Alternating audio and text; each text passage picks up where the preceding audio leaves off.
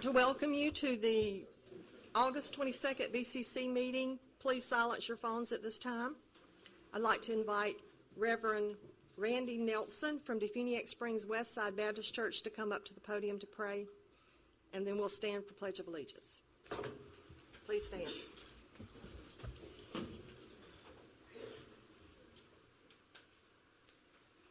Let us pray. Heavenly Father, God, we thank you for this day that you have given us, Lord. We thank you for your blessings that you have bestowed upon each and every one of us. Father, we thank you for this wonderful, great nation that you've given us the honor and the privilege to live in.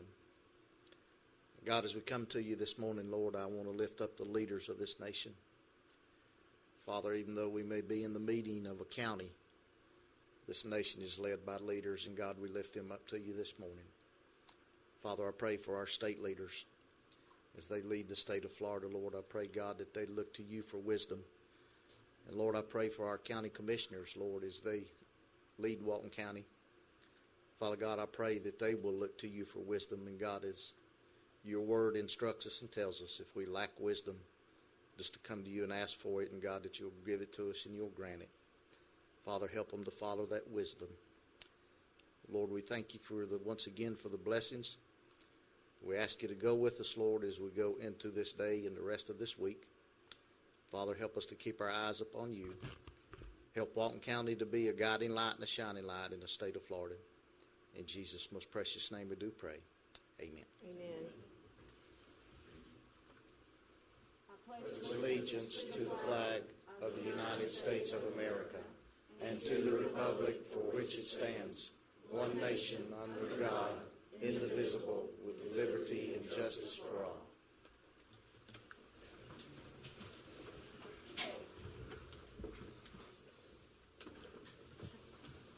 I'd like to recognize some guests today. Gordon Porter, it's always good to have you here, past commissioner. Representative Brad Drake, I believe I saw you come in. Mayor Bob Campbell, and if I missed anyone, I'm sorry, sometimes it's hard to see from up here. We now call the meeting to order.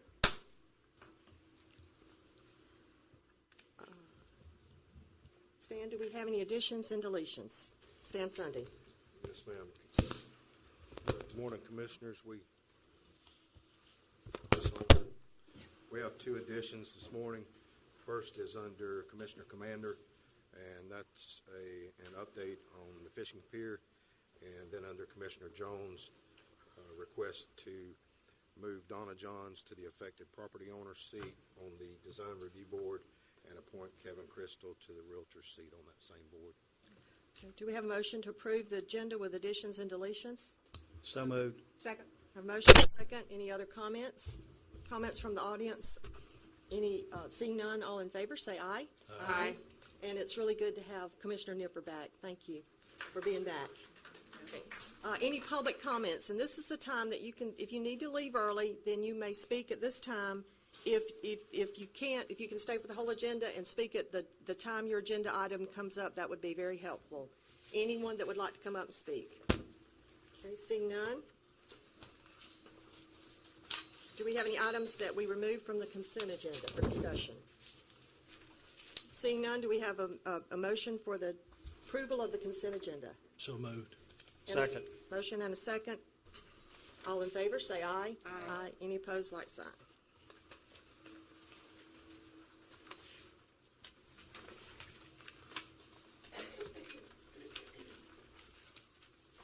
Waste Management EALs, Commissioner Chapman.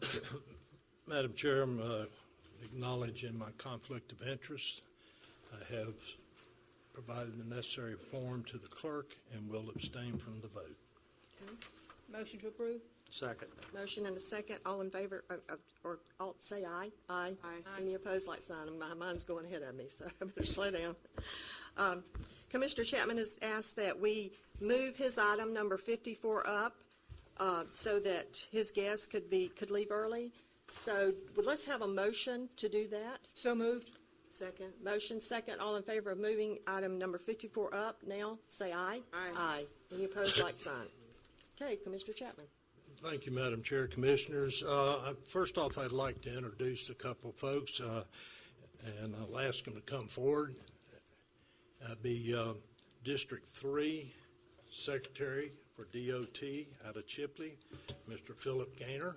Welcome, Mr. Gaynor. I wanted y'all to try and put a face to the name since he took Tommy's place a few months back, but he is our new District 3 Secretary for DOT. And I'll let you, if you got any comments you want to make. Yes, thank you, Madam Chair, Mr. Commissioner. I do appreciate the opportunity to stand before you. We've had some discussions about the fact that I've not been here before. I am the District 3 Secretary. I represent 16 counties from Jefferson County to Escambia County. I'd like to say that they're all equal. They are, as far as we're concerned. We represent them well, but sometimes you have to go where the problems are. Y'all are not a problem.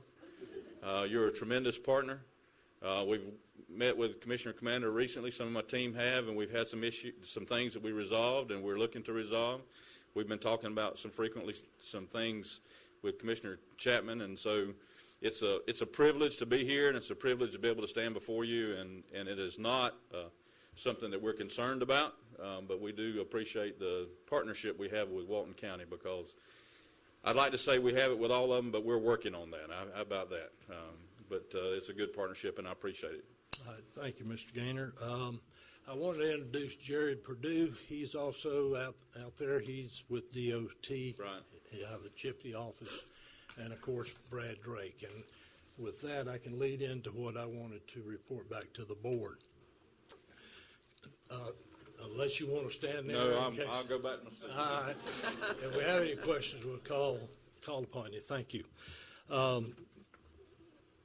Ladies and gentlemen, you have been given a copy of my report concerning the BCC's request for me to look into the connector road from 331 over to 280A. And just, I know Commissioner Nipper was not available, and I'm going to take a few seconds here to kind of brief her and bring everybody else up to speed. I received a call from Representative Drake after the city of Defuniak rejected the $1.5 million for the connector road from 280A to 331. Y'all asked me to look into that as a project for the board to take on, and which I did. I had two meetings, one on July the 18th and one on August the 9th, with DOT at both of those particular meetings, and Representative Drake at the first one. The second meeting was DOT was present, including Mr. Gaynor, Senator Gaynor, and DOT Secretary Philip Gaynor, along with some other staff members. And I want to emphasize the focus of my report and my inquiry has to do strictly with the connector road from 331 to 280A south of the interstate. The property in question is about 1,400 acres. At the present time, it belongs to Ms. Diane Pickett.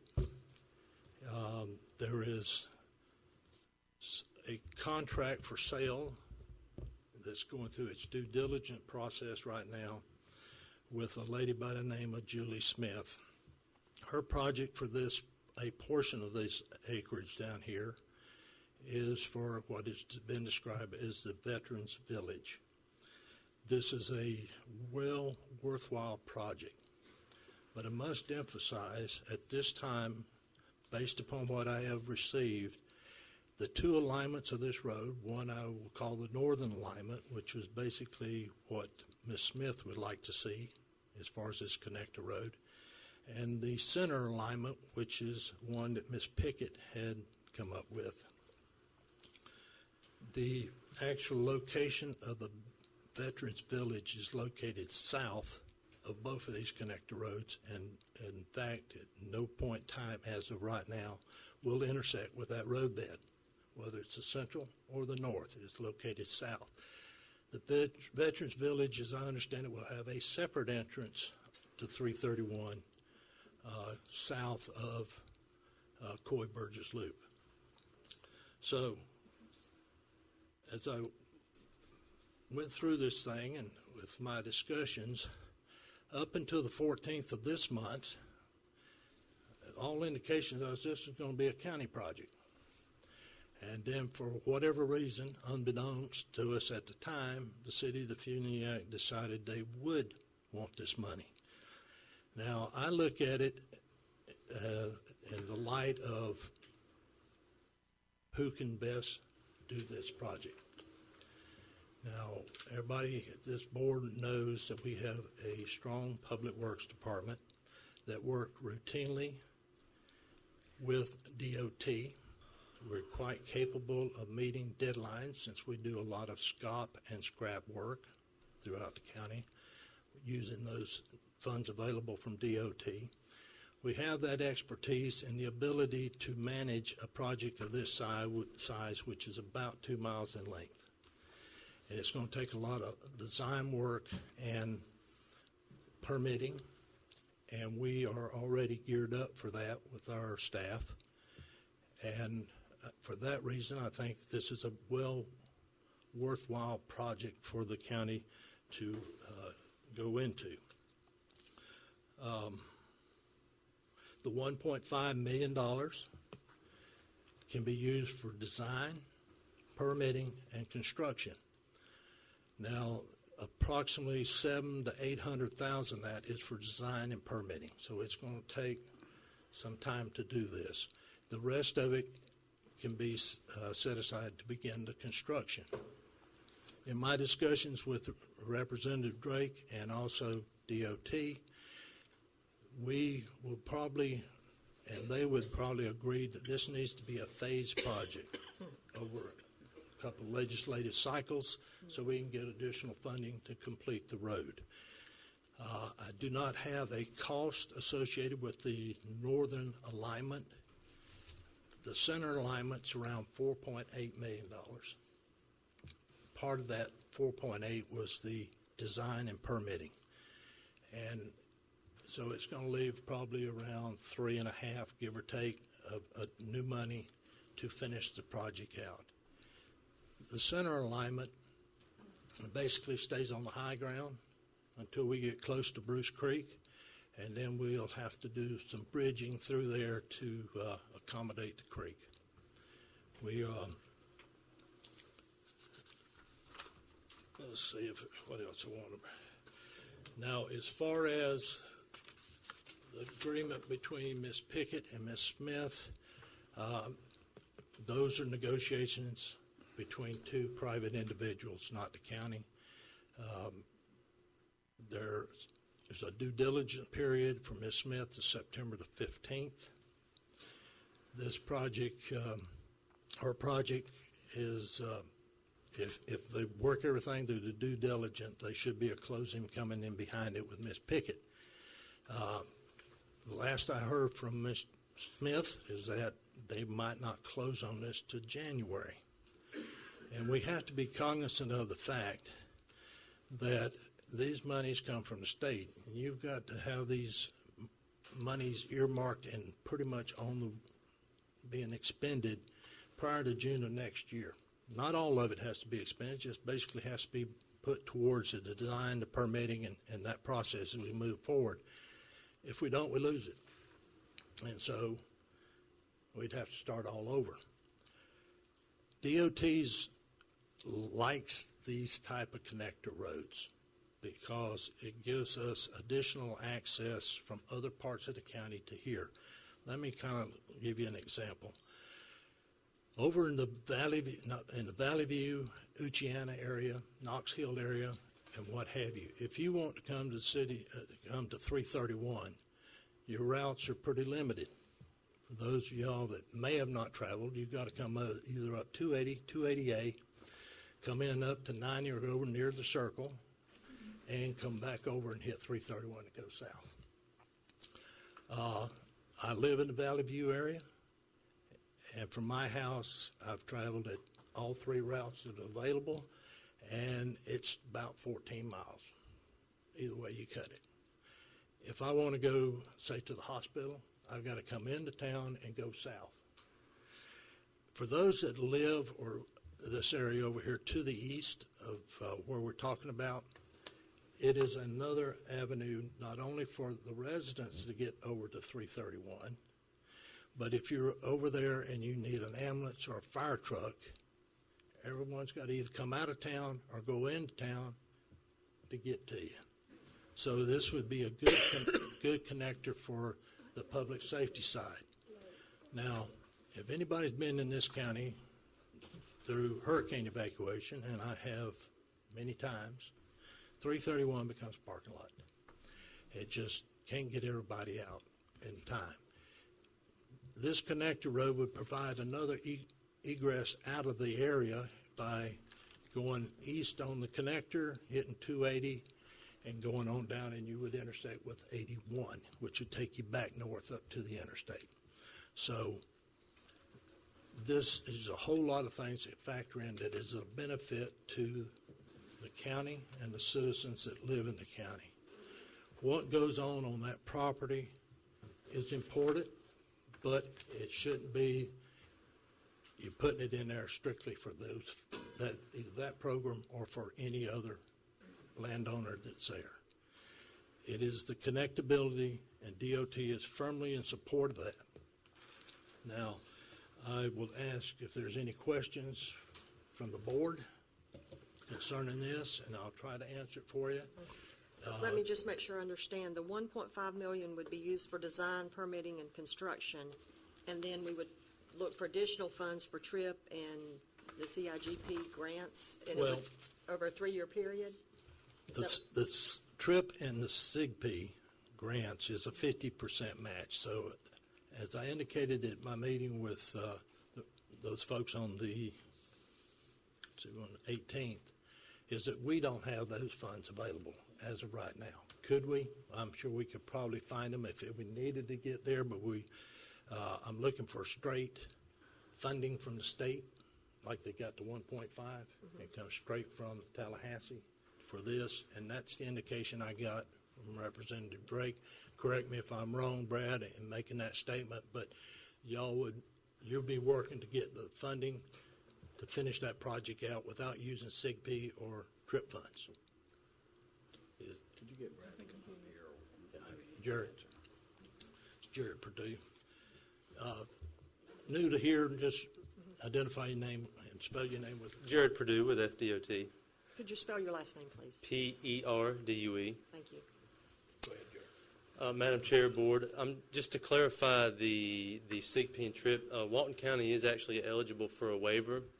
I know for a fact with the SIGP program and also think with the TRIP program. So there are opportunities there, and I've already spoken with your Public Works Department as well. So I just wanted to clarify that. Right. Would the city of Defuniak be eligible for these as well?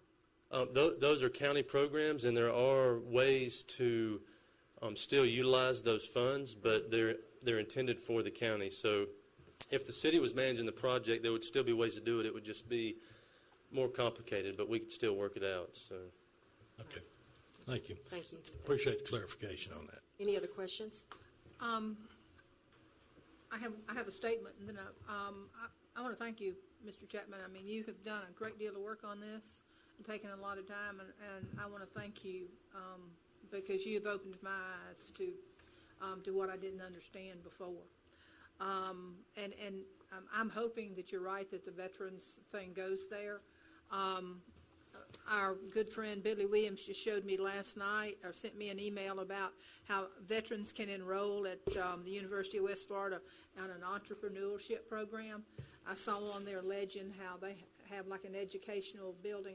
That would be great to educate our veterans, to give them another career after they got out of the military. I wanted to thank you for doing this. And I do have one question. What lake are we talking about here? This is lake. That is going to probably be one of these. I'm not sure if it's an expansion of a lake that's located south of Best Western. It's back down in that 200 acres they were looking at. The one isn't as big, but maybe they'll dredge it out. Yeah, okay. That's their concept of what the grounds would look like. Representative Drake, you have any comments you want to make concerning this? You know, if you give a politician an opportunity to speak. Yeah, I know. Where's the timer? Just 15 minutes. Madam Chair, Commissioners, thank you. It's an honor to be here, and I appreciate your diligence in working for this project. Commissioner Chapman, you knocked the ball out of the park. You hit the three elements that we're looking for when a community or a town is wanting to grow. You want to put in projects that are going to bring on economic development, public safety, and convenience. And this connector road would do all three of those. And I appreciate the work from our FDOT, Florida Department of Transportation, District 3 Secretary and his staff, Jared Perdue and Carter Johnson over at Chipley. And I don't know if y'all caught that, but they have just offered up another $1.5 million in SIGP funding. So today we have made another additional advancement in the project of $1.5 million. So that means that the legislature has appropriated $1.5 million. FDOT through the allowance of a SIGP grant would be another $1.5 million. So that's three. That leaves the balance at $1.7. Commissioner George Gaynor and I are both committed to seeking the remaining funding from the legislature this next session. So that puts the project at 2/3 of the way funding, and that means we would only have to capture the remaining balance of $1.7 million. So I appreciate that, and I thank you for all of the work that y'all have done, and anything that we can do to advance our partnership on this project, you certainly, we're willing to go the distance. Thank you. Thank you. What do we need to do today? Well, here's what I'm going to proffer. I want to proffer a motion to go ahead and work with DOT on this project to utilize the funds that have been so far earmarked and go forward with our SIGB and TRIP funds, primarily SIGB, so we can continue this process. We can get it started. We need to get the permitting and all that. So my motion is that we go ahead and accept the money from the state of 1.5 for the connector road from 331 to 3280. I'll second that motion with a question. Has the city I know originally the money was supposed to go to the city. Are they, of course, they don't have a public works department or anything else, so are they agreeable for us to kind of take this over? Well, I thought so. However, because they originally denied the money, they turned it down, and up until the 14th, last week, the decision was made to accept the money. Now, I don't know why. I have not heard that. The only thing I have been presented is a copy of the motion by the city that did not put, as I read it, any contingency upon the acceptance of it. But I'm looking at it more in the form that we are capable, we got the personnel, we got the experience that's necessary, and not casting aspersions upon the city, they just haven't got that set up. Right.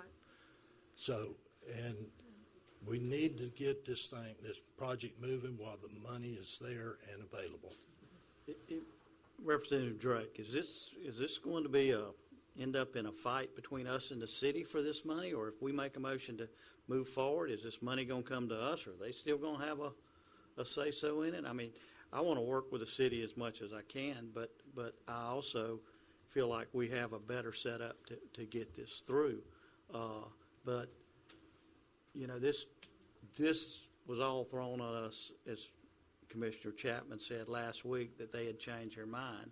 Where do we stand on all of that? Thank you, Commissioner. The statutes provide that any governmental entity can accept the monies for this project. And I know we have DOT here that they can validate that what I'm saying is true. So it's not necessarily designated for one particular government entity over another. The legislature provided funding through the General Appropriations Act. So when the General Appropriations Act was passed and signed by the governor, it became the law.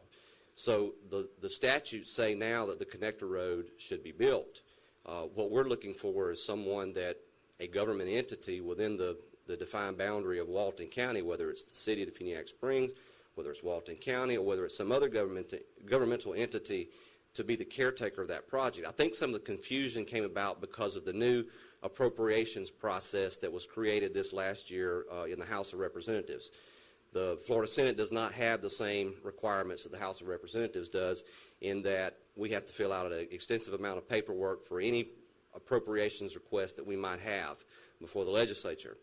So this year, when we filled out our paperwork, my staff listed, and it was simply in clerical form, we listed on the project a reference point being the city of Definiak Springs and listed contact information. We could have listed the Walton County Board of Commissioners. We could have listed another governmental entity that was in the defined boundaries of Walton County, or maybe even in the regional area. But the city was listed as a reference on the project. So when the Appropriations Act was passed, and then the cities also received other funding from the state of Florida. So whenever the bill was signed and the city of Definiak Springs met at their next meeting, they decided to accept the monies from one project that we have provided funding for, but then they didn't want to accept the monies for this project. Now, we don't know why, but their intent has now been made to us that they have reversed their opinion, that whatever objections that they may have had with the project in its original inception, that they have actually met and passed a resolution to accept the money. So I think now that what exists is between the Walton County and the city of Definiak Springs is there is an agreement on the concept of this project to follow the statute and move forward. So here's where we are. One governmental entity within our defined boundary has to become the caretaker of the money. And I think, Commissioner Chapman, your offer to allow the county workforce, the infrastructure, the manpower that we have with Walton County and staffing, and then the resources to be able to provide the 30-day reimbursement to DOT for these projects, we have that ready to go. So, it would be my thinking that now we have two governmental bodies that appears to be in agreement to move forward on this project. We just need one to be the bank and pay for the bills as they come in, and then seek reimbursement from the state on a 30-day period. And I believe that the county would be best suited for that. And also, Mr. Perdue stated that as far as applying for the SIGP funding, because it's intended for county purposes, it would make the process a little more seamless in applying for those grants, and that we could move forward without any unforeseen complications. Madam Chairman, I think we will, as we always do, work hand in hand with the city of Definiak. But we have the resources, we have the engineers, we have everything that can help the city move it forward. So my second stands that, and we will reach out to the city and work with them. Okay. Any other discussion before we open it up for public comments? Anyone from the public that would like to speak to this, would you raise your hand, please? Yes, sir. Come on up. Mayor Campbell.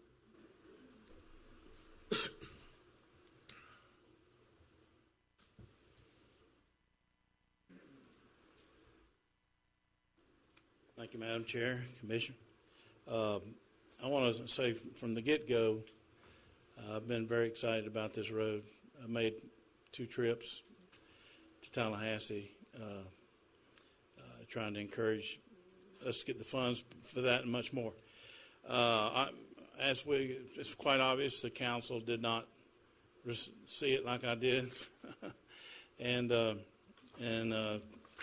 actually, we once had a emergency meeting where they felt like we needed to reject the money, decline the money, whatever you want to call it, and it seemed that the fear seemed to be that we would be responsible for the rest of it without any guaranteed help whatsoever. So going into it at $1.5 million with a $4.7 million total. Of course, in Tallahassee, there's a lot of things that not a lot of the councilmen get to hear and share with all but a promise that you can get that type of funding. But nevertheless, there was a lot of fear there. People backed off from it. Then they were going to do a resolution that not only put in writing that we were declining the money, but that we would also ask the DOT to withdraw it from their list of projects, which I was very saddened by that. Our very last meeting, which was Monday the 14th, apparently they'd had some private meetings that one-on-one with what the project really was about, and I think that's what brought a change of mind. That was done on a Monday. I had to leave for a week in Orlando the very next day, so I didn't get to hang around to see what this all was going to pan out. I would have loved for there to have been a meeting with our attorney and our manager and possibly myself with the county or even Mr. Chapman to had the discussion before today, but unfortunately we weren't able to do that. My hope is, I'm not speaking for the council, but I will bring this up our next meeting, which I believe is Monday, but my hopes is that we would pass the baton to the county and with our blessings on it, because I feel that it would be much more adequately done through the county, and those who had the fear of being responsible for the rest of that project could be relieved. So I will make that a point to bring up. Now, if you can do it without our passing it off, that's fine too. I'm with Mr. Commander. I would like to see it as seamless as possible, and so I believe that we can get the city to not only cooperate but to, add their blessings to it, and this will be a tremendous benefit for our city and for the entire county. So if you got any requests or questions for me, I'll be glad to try and answer them. Well, however we vote in the next minute or two, I would still like for you to bring it up to the city that we do want their help and we do want their input and we do want their blessings. But, I don't know how the rest of them feel, but me personally, without trying to offend anybody, and I hope I don't, it's a little too late, Yeah. Too little, too late. This project was pretty much dumped on us, and Commissioner Chapman took it upon himself to head this project, and I'll agree with Commissioner Commander, has done a jam-up job. But if we keep fooling around back and forth, city, county, the money will be gone. Yeah. So I think we need to go ahead and move forward on this project, hopefully with the city's blessing. Right. But if not, we still need to move forward with it. Right. Well, I commend the county for stepping in. Mr. Carpenter had shared with us long before we ever brought this up the first time that this would probably be a good county project. And I just want the project. It doesn't have to have the city seal on it at all. I just want the project because of what it's going to do for our community. And so, again, I commend you. I thank you, and you certainly got my full support, and I hope you'll have the whole council. Thank you, Mayor. Thank you, Mayor Campbell. Anyone else? Seeing none, all in favor say aye. Aye. Any opposed, like sign. Thank you, Commissioner. Thank you. Thank you for a great job. It was, very thorough and very much appreciated. You're welcome. Stan Sunday? Thank you, Commissioners. The next item has to do with broadband in Walton County. Charter Spectrum and Cox Communications and Mediacom have offered some reduced rates for high-speed internet in our community, and they have also donated some computers to the after-school SPICE program. Rick Wilson's going to talk a little bit more about it.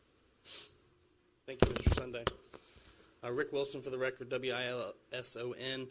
And just like Mr. Sunday said, we've been working with this board's permission and blessing for 2.5 years now to try to improve the broadband and the digital divide issues that we have here in Walton County. And we had an event yesterday. I know we had a lot of commissioners out there and school board members. Representative Drake was there, which we're greatly appreciative for that. But we had an ice cream social for the kids, and we unveiled Bright House, Cox, and Mediacom's offering for rural areas, and basically it's for free and reduced lunch families and senior citizens over 65, and I'll let them explain it briefly to you, but it just shows the hard work that has gone in. This is a small step for this county. It's a big step, but it's small in the great scheme of what we're trying to do here.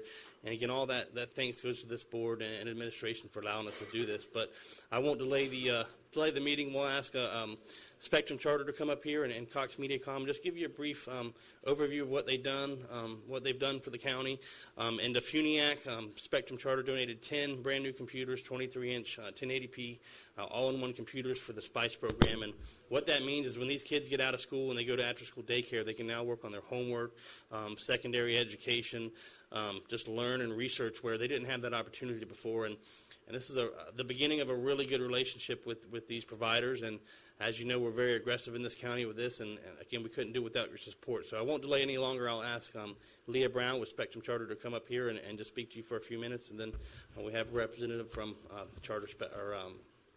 Cox MediaCom as well. Thank you. Madam Chair, briefly, Wilmer, would you make sure you get up with the DOT concerning that and seeing what all needs to be done on our behalf to move forward? Thank you. Welcome. Thank you, Mr. Wilson. Madam Chair and Commissioners, it's a pleasure to be with you this morning. It was wonderful to see a few of you join us last night at the SPICE partner event, so thank you for your support. My name is Leah Brown. I'm the Director of Government and Community Strategy for Spectrum by Charter Communications, formerly Bright House Networks. I'd also like to introduce my colleagues. Carrie Boggs is the Senior Manager for MediaCom for the Coastal Region, and Sharon Smoley is our State Director of Government Affairs for Spectrum by Charter Communications. Several years ago, FCC Chairman Julius Janikowski challenged the telecommunications industry to work to bridge the digital divide throughout our country. Our industry understands how important broadband access is in the home for all Americans and continues to meet the challenge by working to connect our low-income families and seniors to the online resources they need to be successful in today's increasingly digital culture. In Florida, there's several affordable broadband adoption programs such as AT&T Access, Comcast Internet Essentials, and also CenturyLink Internet Basics. Today, we are here to share more about our organizations and the affordable broadband opportunities right here in Walton County. We have Cox Communications, MediaCom, and Spectrum servicing one or another part of the county. In general terms, Spectrum services the northern part of the county, Cox Communications services the central part, and MediaCom services the south region. So we each have an affordable broadband opportunity that we want to make sure you're aware of, and also that we can spread to the residents throughout the county. I do have a few folders that I'll hand to Mr. Wilson to share with you that outlines each of our programs in detail.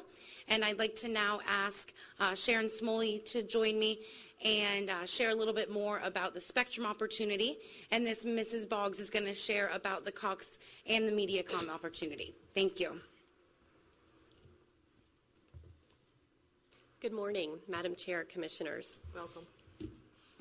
Thank you for allowing Charter Communications and our industry partners to take time from your busy agenda today to discuss some of the products and services. Okay, I'm sorry, would you state your name and spell it for the record? I'm sorry. My name is Sharon Smoley. My last name is S as in Sam, M as in Mary, O-L-E-Y. So anyway, thanks for letting us speak to some of the products and services that we're offering here in Walton County.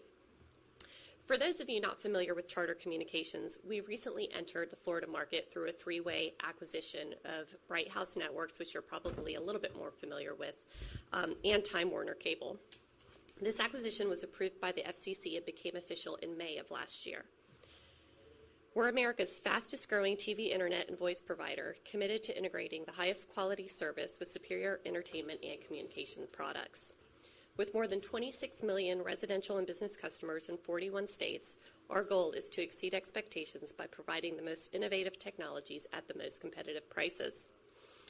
We aim to exceed the expectations of our customers daily, and this guides the work of our 91,000 employees nationwide, of which 10% are veterans of our armed forces.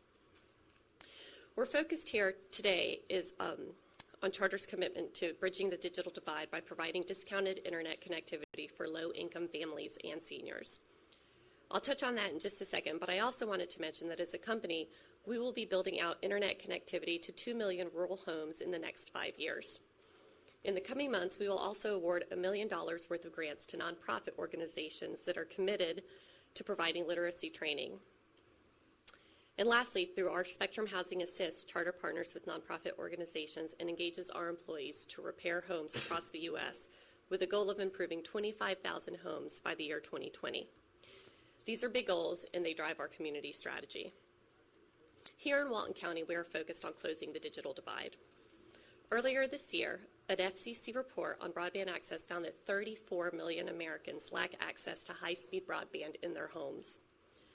Charter understands how important the access to broadband is for all Americans and is working to connect our customers to the online resources and information they need to be successful in today's digital economy. With the beginning of the school year upon us, I know parents like me are running around making sure their children have everything they need to have a successful school year. Some do it better than others. I'm about out of 5. One item that's rarely found on the school supply list is that is essential to students' learning in today's environment is access to high-speed broadband.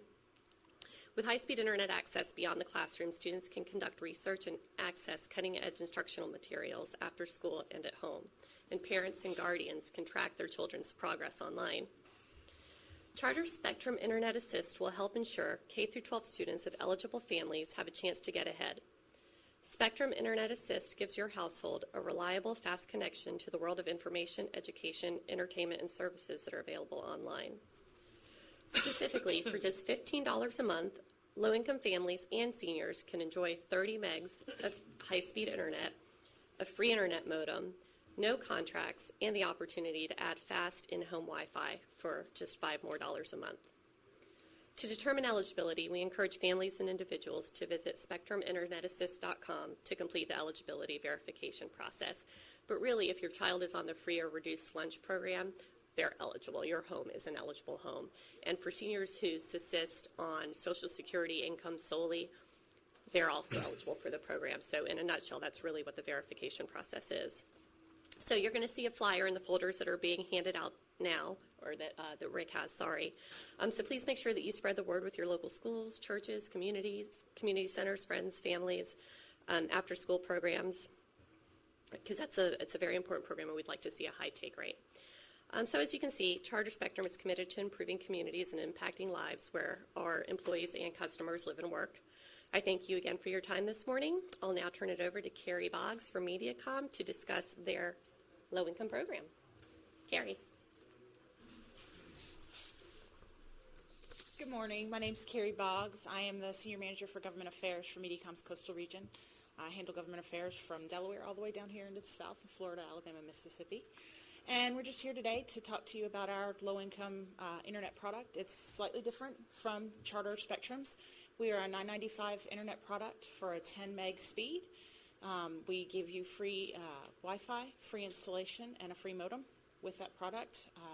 And as long as you don't have a bad debt with us and don't currently have service and qualify for the National Free Lunch Program, you are eligible for our $9.95 internet product. It's for any house that we pass, mostly in the southern part of this county. We've serviced the southern part of this county for almost 20 years. 2018 will be the 20 years for MediaCom servicing that part of the county. We welcome, my cards are in all of the folders as well as our sheet. And I welcome any questions from you guys, email, cell phone. I'm available 24/7. So thank you so much for your time today. We really appreciate it. Hope we didn't inundate you with too much, but if you have any questions for us, please let us know. Well, and I think just the look on those children's face when they saw those computers was worth it all. Everything that you've said is important, but just seeing the look on those faces was, yes, it's exciting. it spoke volumes. And if there's any other events, I know that was a Charter Spectrum event because it was in their footprint. If there's any events in the South End that you'd like MediaCom to participate in, we've done a couple in Santa Rosa County. I've done some in my North Carolina counties. Please let us know. We've donated bikes. We've done for a bike fest and a Cram the Backpack event. Computers, all sorts of things. So any events you have like that going on, please let us know. We'd love to join you. We'll certainly reach out to you. Thank you. Any other questions, comments? And thank you, Commissioner Commander, for spearheading the broadband initiative, because this is what it's led to, is helping our children. Is great. Thank you. Well, thank you. But as I said yesterday, none of us can do anything we do like Mr. Chapman's project without the rest of us. Right. Thank you. Thank you. Thank you, and y'all enjoy our beautiful county while you're here. Thank you. And I just did want to mention, our Cox colleague was not able to join us, but they also have a similar program to MediaCom Connect to Compete. So just a very quick recap. Spectrum Internet Assist is $14.99 a month for a 30 meg service, and both Connect to Compete for MediaCom and Cox Communication is a $9.95 a month for a 10 meg service. So no matter where you live in Walton County, we do have an affordable broadband option. Great. So thank you again for your time. Thank you I very want to much. thank you for the ice cream. My grandchildren love it. Thank you, Commissioners. The next item is a request from Mayor Hawley from the City of Florella. His request is to close the Lake Jackson boat ramp on August the 26th for a boat racing event that they'll be holding on the lake, primarily for safety purposes, and we would recommend your approval. Motion to approve? Have a motion. Do we have a second? Second. Second. Any comments, questions from the commission? It's been in discussion with the sheriff's office as to how they're going to maintain closure of that ramp. Is Mayor Hawley here? I don't see him. We could ask staff to make sure they do that. Yeah, because if you ain't got somebody sitting there, they're going to get on the water. So I would just ask somebody to go. I'll reach out to the sheriff's office. And All right, any other comments? Seeing none, all in favor say aye. Aye. Any opposed, like sign. thank you, Commissioners. And the next item is a request from the sheriff's office, and this request is for the approval to clear approximately 1.6 acres of land directly south of the animal shelter. For those of you that are familiar with Triple G Road, this is approximately 2-acre wooded piece of land just south of the animal control building and between the mosquito control building.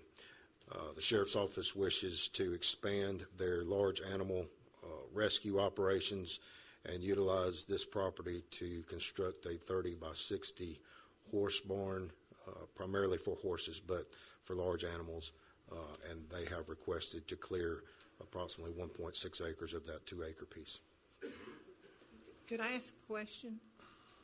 Is that going to be fenced in or just cleared? Because is it so the horses can run around if they're not in the Major barn? Earl, you want to address that? Yes, ma'am, go ahead. Yeah, I mean, is that going to be fenced in so the horses can run around if they're not in the barn? Yes, ma'am, it will be fenced in. Okay, good. Because I think this is something we had looked at years ago before y'all Correct. saw.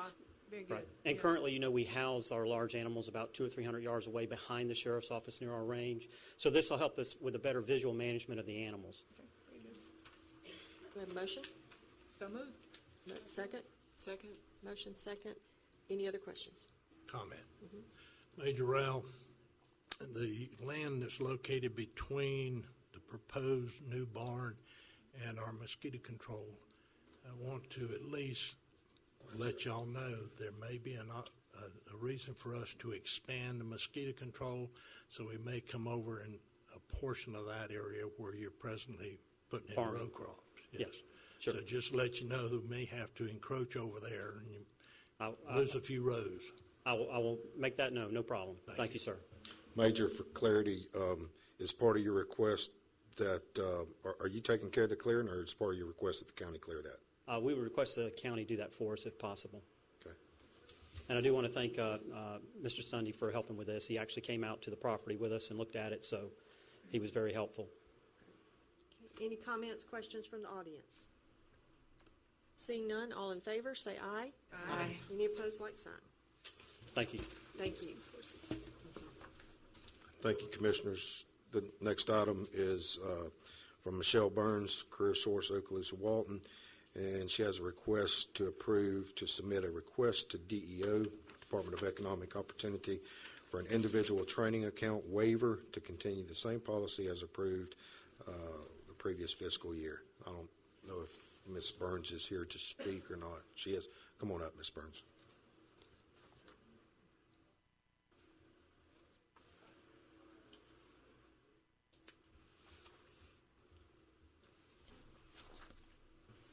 Good morning, Madam Chair and Commissioners. Just state your name and spell your last name. I'm sorry, please. Michelle Burns, B-U-R-N-S. And we are just requesting that the ITA waiver be accepted, same policy as last year. All the information was submitted, but I'll be glad to answer any questions if someone has any. Do we have a motion? So moved. Second? Second. Now, do we have any questions? Any questions from the audience? Seeing none, all in favor, say aye. Aye. Any opposed, like sign. And the next one, you can stay up. Thank you, Commissioners. The next item is from Ms. Burns as well, and she's requesting to appoint Teddy Stewart to serve on the CareerSource Okaloosa Walton Board of Directors. So moved. Second. Motion second. Any other discussion? Discussion from the audience? Seeing none, all in favor, say aye. Aye. Thank you. Thank you. Thank you, Commissioners. The next item is a request to approve and authorize the chairwoman to sign a letter of support for the Scenic Corridor Foundation to the FDOT and to schedule a ribbon cutting for Phase 1 of the Highway 331 landscaping project. We've been working with the Scenic Corridor Foundation, who provided some input into this project. Phase 1, as for the public's edification, Phase 1 is from Chat Holly Road south to Highway 98. That is substantially complete, will be accepted this week. And the Scenic Corridor Foundation has asked that this particular portion of the landscaping project be dedicated to Mr. Merlin Allen, who dedicated much of his time to the Scenic Corridor Foundation and beautification in Walton County. And DOT is agreeable to that with a letter of support from this board, so we would recommend your approval of that letter and ask you to schedule a ribbon cutting date. Is there anyone here from the foundation that would like to come forth?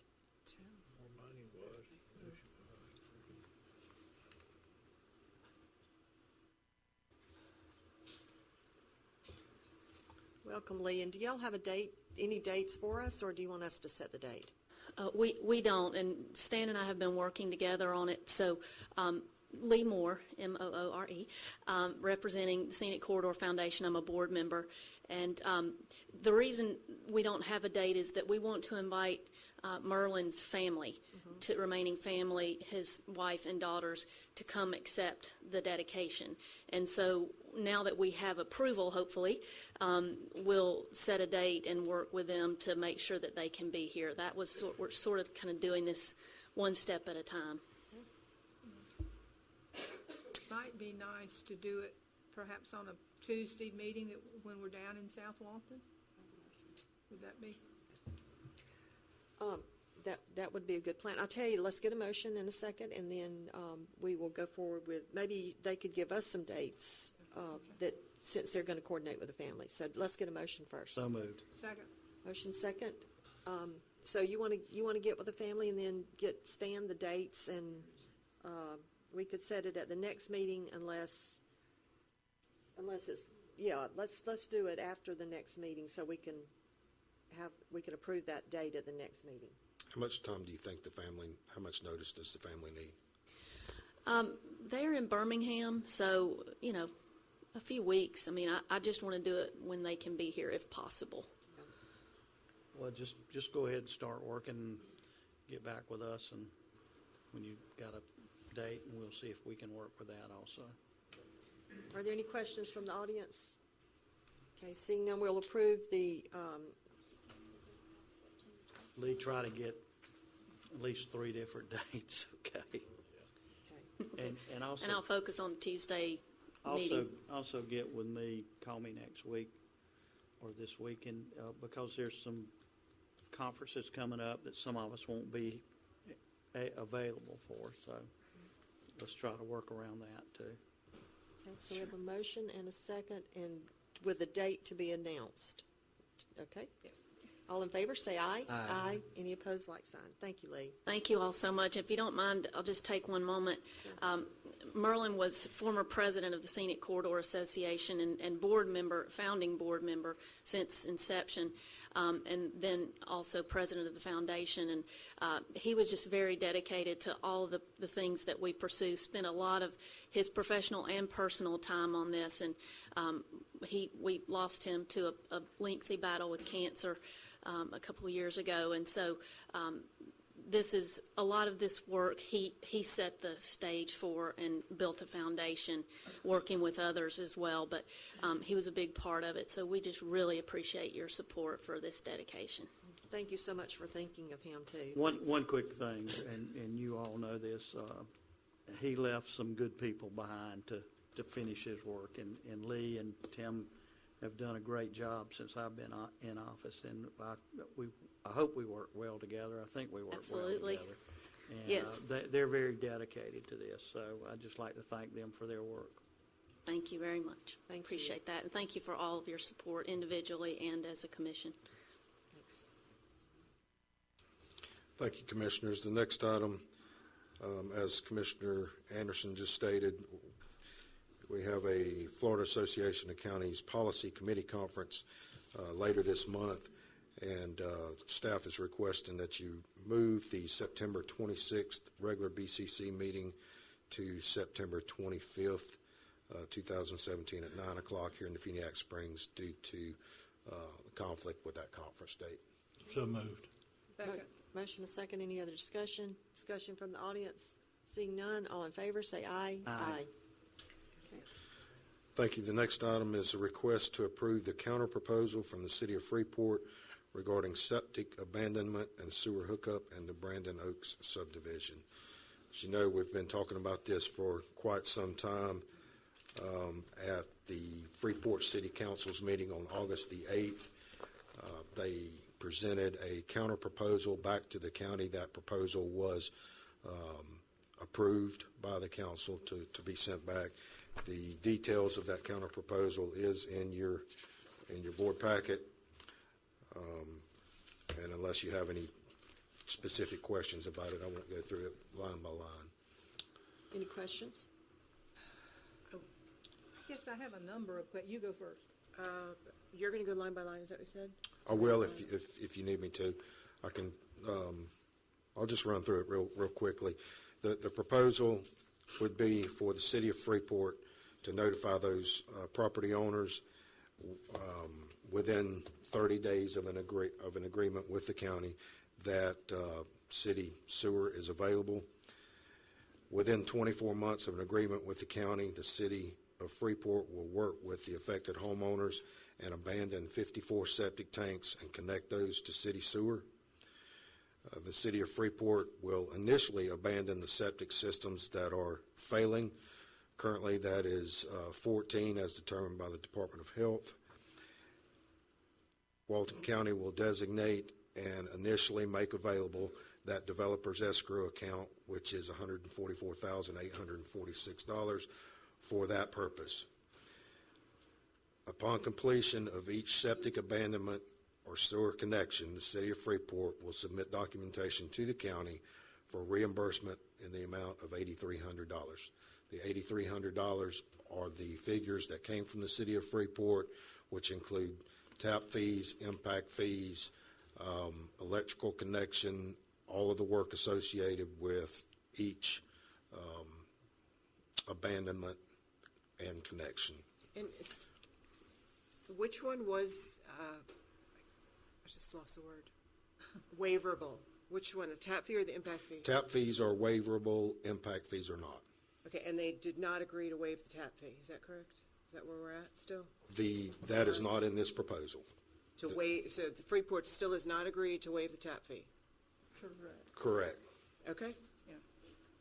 In the 80. Stan, and maybe I can, Commissioner Nipper, when this was proposed as far as the waiver of those tap fees, what happened then, there were several developers in the Freeport area that said, if you're going to waive them for them, you're going to have to waive them for me, or I'm going to sue you.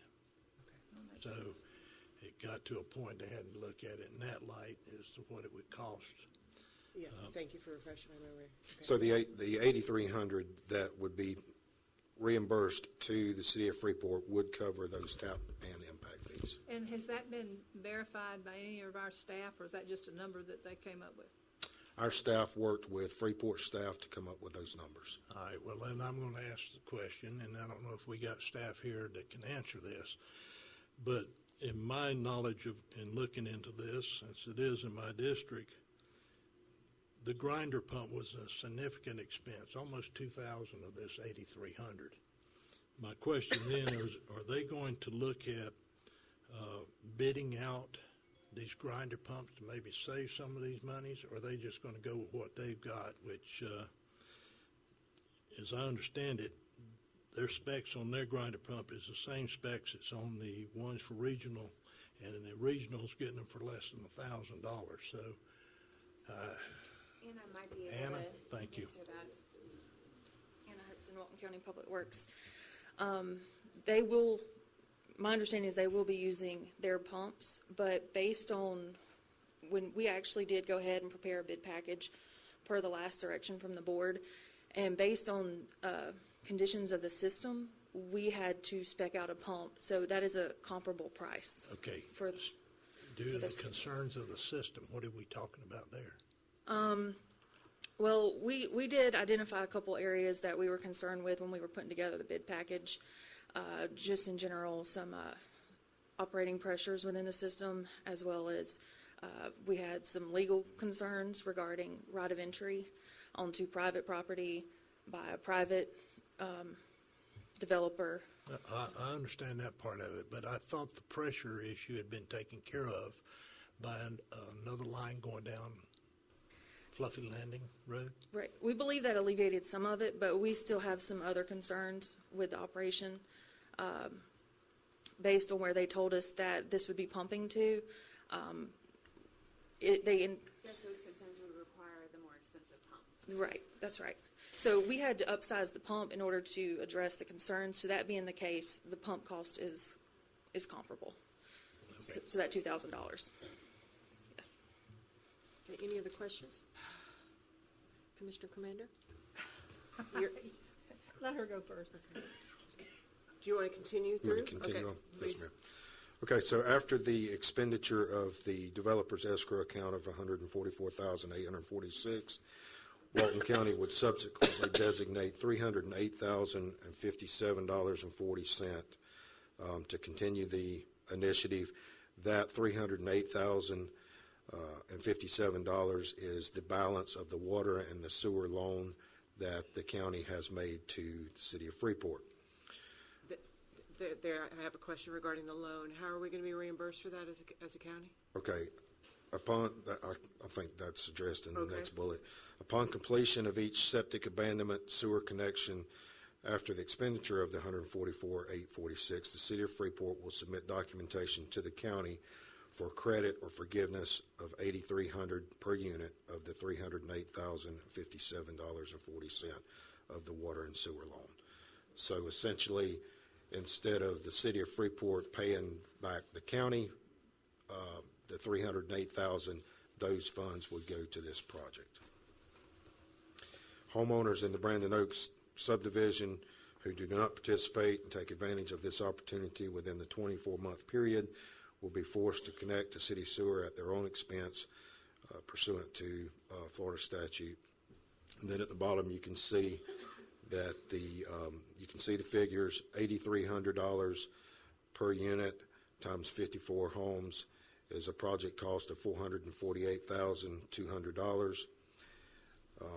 Designated funding for the project consists of $144,846 of the developer's escrow account, and then the balance of the water and sewer loan, which is $308,057, for a total of $452,903, which is about $5,000 in excess of the project cost. So, in other words, and tell me if I'm hearing it wrong, the Board of County Commissioners is going to be responsible for this entire project. Commissioner, I think that's correct. Did I hit the nail on the You head? hit it in the head, and we've been trying to negotiate something for a year and a half. I know. And it isn't getting any better out there at Brandon Oaks, especially with the heavy rains we're having. These leach fields and all are not perking like they should, and we are having the sewage, as the health department's identified, that is leaching up and going to other areas out there. The only thing I can possibly say is that the city of Freeport just ain't got the money to do it. And I assume the city of Freeport is going to be doing this project, their personnel? is Do not they going- have the personnel, sir, to do this project? Isn't that the problem? Well- One of the problems? The proposal doesn't specify whether or not they'll bid out the project or do it themselves. Okay. But it does say that within 24 months. My question to legal is, in the event it gets to the point where there are some out there that will not take advantage, and why they wouldn't, I don't know, since it ain't costing them anything. How do you, what mechanism is used to enforce the, Right. you So hook up or you don't? Under Florida law, a utility company, once sewer becomes available in the area, they provide notice to the homeowners within that area, and under Florida law, they have actually 12 months to connect. This proposal would say 24 months. Isn't there an exception to that in the fact that they may have a working No, sewer sir. system? Actually, under Florida Septic statute, system? there's not. There's not. As long as notice is provided to the property owner, which I believe the proposal is that the city of Freeport will provide that required notice to the homeowners. Thank you. Well, Why wasn't it provided in the past? I mean, Brandon Oaks been there for quite a while. Commissioner Anderson, I can't really answer that question. I don't know if, a lot of the utility companies may not be providing that notice and working with people as their Well- systems fail to connect. It's a really bad situation. I think there's probably enough blame to go around for everybody. But something has to be done. This is, the health department is down on us. The state is about to come down on us. And as Commissioner Chapman says, I just don't believe City of Freeport has the funds. But, this is not something we can ignore anymore. We have to come to some solution. And I certainly don't disagree. They may not have the funds, but they could be, to me, more cooperative. I still have kind of a bad taste in my mouth, although I wasn't on the board when we loaned Freeport the original money. What happens when we do this? How can we look at, say, God bless the city of Defuniak Springs, they came before us today and said, we want to work together. That is my concern. And I know there's some question about their financial situation. I'd love to see an audit or something of the original money we get. Where is it? What happened? But then, how do we turn the next project down when somebody wants us to fund that as well? I mean, I want it done. That was my district before it was Chapman's. There is a need out there. Have we thought of taking the $144,000 and maybe using it to fix some of the drainage problems to see if that would at least help somewhat out in Brandon Oaks? I have more questions and concerns, I think, than I do. I just don't feel comfortable about Another this. concern I have is as we grow and as the city of Freeport grows, we know we're going north. I don't see any reason why we can't be reimbursed in some way, shape, or form. They may not have the money now, but Yeah. They're going to make money off these tap they're fees. going to. And off the, water and sewer bill. They're going to make, they're not going to get it all back in 2 weeks. But, if they get their billing corrected, then they're going to reap the harvest from this being done. And it may be more forgiving to know where the money went last time, where these tap fees are or were. Well, or- Commissioners, let me see if I can shed a little light on that. There's 2 new board members with Freeport now, and I've had conversations with them concerning this project. And in all fairness, I think with the new alignment of the board down there, it's going to be more in line with trying to work with the county on these issues. They have asked for a forensic audit, and they went out for RFQ, I think, to find a firm to do the forensic audit to try to determine where the significant amount of money is, whether it's in the ground or in an account they're not aware of. So hopefully that will come around in the next few months. But I think from what conversations I've had with the board down there, they're willing to work with us on this. And I totally agree, Commissioner Nipper. This is money owed to us that we're using to actually do the project ourselves. Now, Stan, you've been in negotiations with them. I don't know if there's an ability there to look at it in that okay, for a period of time, we get a percentage of that tap fee or that sewer bill to help alleviate what we are putting in it ourselves, technically. I don't know if that's even doable or not. Sid? Well, and so this is just their counter proposal. Right. Any agreement that we come to would have to be an executed interlocal agreement with the city of Freeport. So if you are inclined for us to, I guess, accept this counter proposal, but also explore some other options, you could do that today, and then we bring back the contract for you at a later date. Well, I'll throw it out there for discussion. Should we ask them that until we get recouped this 300-something thousand, that a percentage of whatever sewer fees that they get every month, we get a percentage of it until this is I can't see paid any up. of us being alive. I mean, because I don't know how much the sewer bill is. Be I'm not about a city. 20, and I think you probably already done that. Approximately how much would that each house generate per month on the sewer? You know. But did the new board approve this, or was it the old board? The New new board. Board? Well, see, we're far better along than we were a Yeah. year ago. We finally got something back. Yes, ma'am. I think we did some preliminary calculations, and based on the average monthly sewer bill, in about a year, they would recoup about $20,000 $20,000 in a year. overall for the sewage bills for the city, for all 50. That's 20 54 years. That's assuming all 54 were hooked up. That's assuming all 54. So if we took $5 a month out of that, it's going to take a while. Right. My concern is that it is a safety issue, and I'm getting calls from at my office about, you know, the things that are going on. I feel better about this plan because Freeport does own the franchise, and they should be responsible for hooking up. I don't want the BCC tampering with the system and then have something happen and us be responsible. It's a no-win situation, but I think for the sake of safety, you know, it's not. And I don't It's just- disagree with you at all. It is but, you know, I'd like to go back to Freeport One and say, hey, these are some of our concerns. Will you address them? You know? But if we agree to do it, then we pretty much agreed to do it. Okay. So give me some ideas for counter, or give. So if you would like to, in consideration of this counter proposal today, if there's some things that you would like taken away or added to, I would suggest that you reject the counter proposal, give me the direction to add to or take away, and take that back to the city of Freeport. Yeah, take onus of the $308,000 loan. That a loan is paid back. That's why the word loan. It's not. There's no reason for the word loan if they had no intention of paying it back, and that's not. I don't think it's for the taxpayers of Walton County to pay.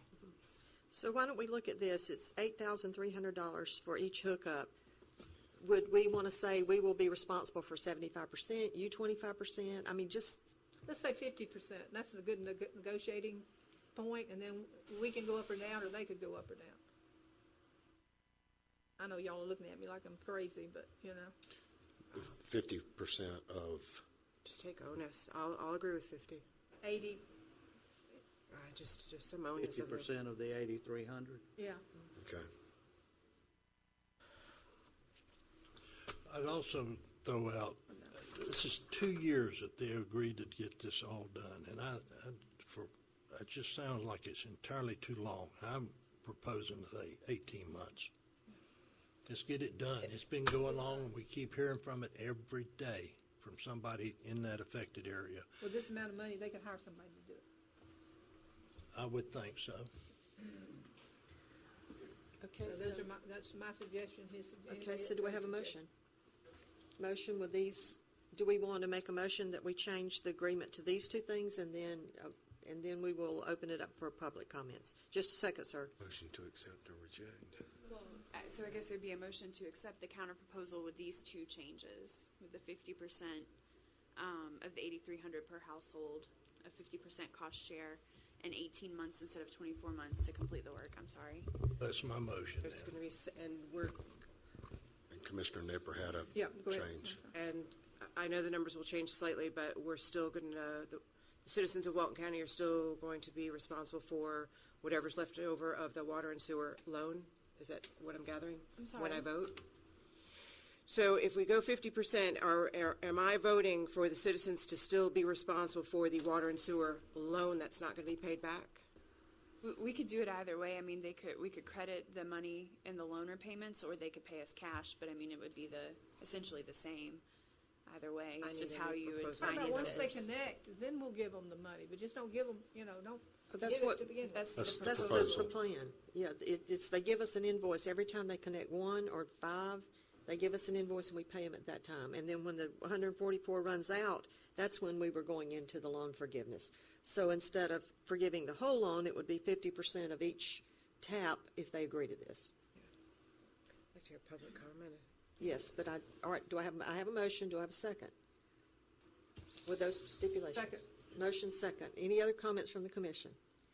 Comments from the board? Comments from the audience? Sir, on the blue shirt in the back, yes.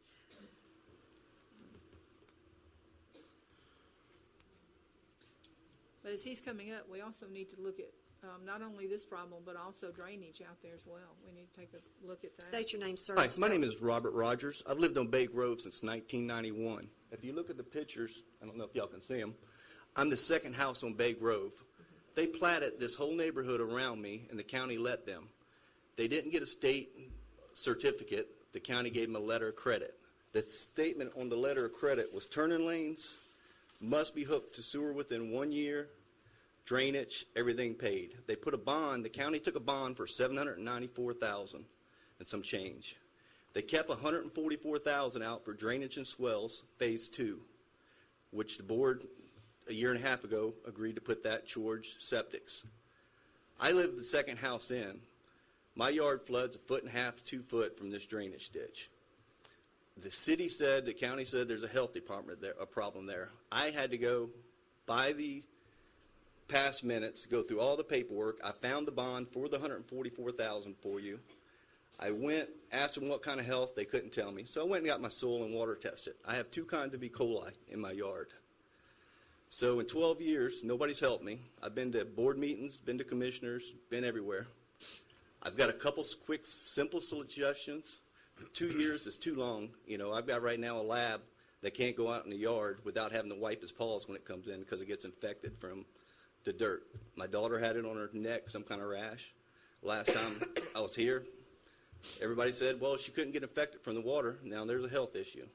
I state, take the $144,000, if you times 28, because I just paid my own money, $8,300 to hook up the sewer because this neighborhood y'all let plat behind me, flooded me, and ruined my septic. Take the $2,800 hookup, times it by 54, you end up with like $151,000. You take the $144,000 plus $7,000, say here's your down payment, Freeport, and then their things, my paperwork that I got from Freeport, if they get their money down deposit, it's 0% interest for 10 years, and they must hook up within 120 days. So now you put them on the hot seat for $151,000, pay everybody's deposit. You got 10 years, pay them 0% interest. So you can take and get your $300,000 back and pay them on that. Take the rest of your money and fix the ditch for the drainage. Because right now, I'm in the process, I've owned another house around Bay Grove. I'm moving out of mine. And with the E. coli, 2 forms of it in my yard, which the analytical testing, who does it for the county too, did my testing, shows it. It's not going to end pretty if my yard keeps with E. coli and I can't have my kids, and the neighbor can't have his kids. There's 6 houses on Bay Grove that the county board let them plat around. There was supposed to be almost, I think, 700 houses back there. They're lucky the builder went bankrupt, because if he didn't, you would have a real mess on your hands. Right now, the county is letting them build 20-some more houses in phase 2 where the money was supposed to go for drainage and swells that you took. So I don't really know what to say. And I know my 3 minutes is about up. If y'all have any questions, you can ask. Bobby, let me make a comment here. The drainage that you're talking about is behind your house going to the west to Brandon Oaks, correct? Yes, correct. That ditch that runs through there. Right. Was there prior to Brandon No, Oaks. no. Who put the ditch in? Brandon Oak subdivision, and I Is complained. that on their property, or Yes. is it part of y'all's property along It's that? their party of the easement. And I complained about that when they first put the ditch in, and I don't have my email with me. One of the comments was the drainage ditch pipe was too small, and I told them to put an 18-inch, but they put a 9-inch in. Oh, well. And now they went and dug it out, Mr. Graham or whoever, that finally after 12 years of me yelling, they went and dug it out and alleviated the problem a little bit. But I also got a piece of paper saying the reason they moved them houses to the right is because the DEP didn't want that drainage ditch used. I think Dewberry Preblers, last time I was here, y'all had them engineer up a drainage fix. So they've got a drainage fix, and we're waiting on a permit. If the permit comes in the next 3 months, are y'all ready to spend the money to fix the drainage ditch too? You know, the county gave back $500-some thousand in 3 months, saying the drainage ditches were good, there was turning lanes, all this stuff, and the only thing they kept was $144,000. So somebody gave back $794,000. Hang on. A lot of these things that you're stating are things that happened prior to this board even sitting here. There might have been one, but most of us weren't even around whenever this thing was even permitted and designed. That permitted design of what they put in there back in 2004 would never go today. It just Okay, and I agree, but it still was accepted by the county at the time. Well, it may have very well been, and that's why we're trying to do something about it. My conversation with my public works people, this drainage ditch that you're referring to here, once we've assumed they've established or will be establishing, is who do we need to get a right of entry to go in there and clean that ditch? That ditch has not been maintained. That's why it doesn't flow like it should. Well, my yard's actually lower than the ditch, and I'm right next to it, Well, so part of it's the lower plan than the drainage. is to increase the size of the ditch and do some stuff in there that will allow the drainage to work through there like it should. And Mr. Rogers, those drainage ditches are located on private property, so the county, in order to do that work, would need a right of entry or an easement. Well, actually, if you look between every one of them houses on the road of Bay Grove, they've got little swells that are supposed to go to the ditch, so it's supposed to alleviate that ditch to go out. The people filled them in. I contacted code enforcement and contacted the city of Freeport when I was contacting them, and the only thing I got is we're not going to make them do nothing. And that I've got an email right here that I can read up word for word what code enforcement, Stephanie Manning, I think is her name, said. You know, that nobody has come out once in 12 years that I've been yelling and said, Mr. Rogers, come around and show me. I had the 100-year storm. Greg Graham come out and said, how can I help you? I'll try to help you. I said, well, if you dig a ditch here, a culvert underneath the road here, it'll do something. No problem. Well, nothing happened. 200-year storm hit. He come out, what do you want done? Same thing.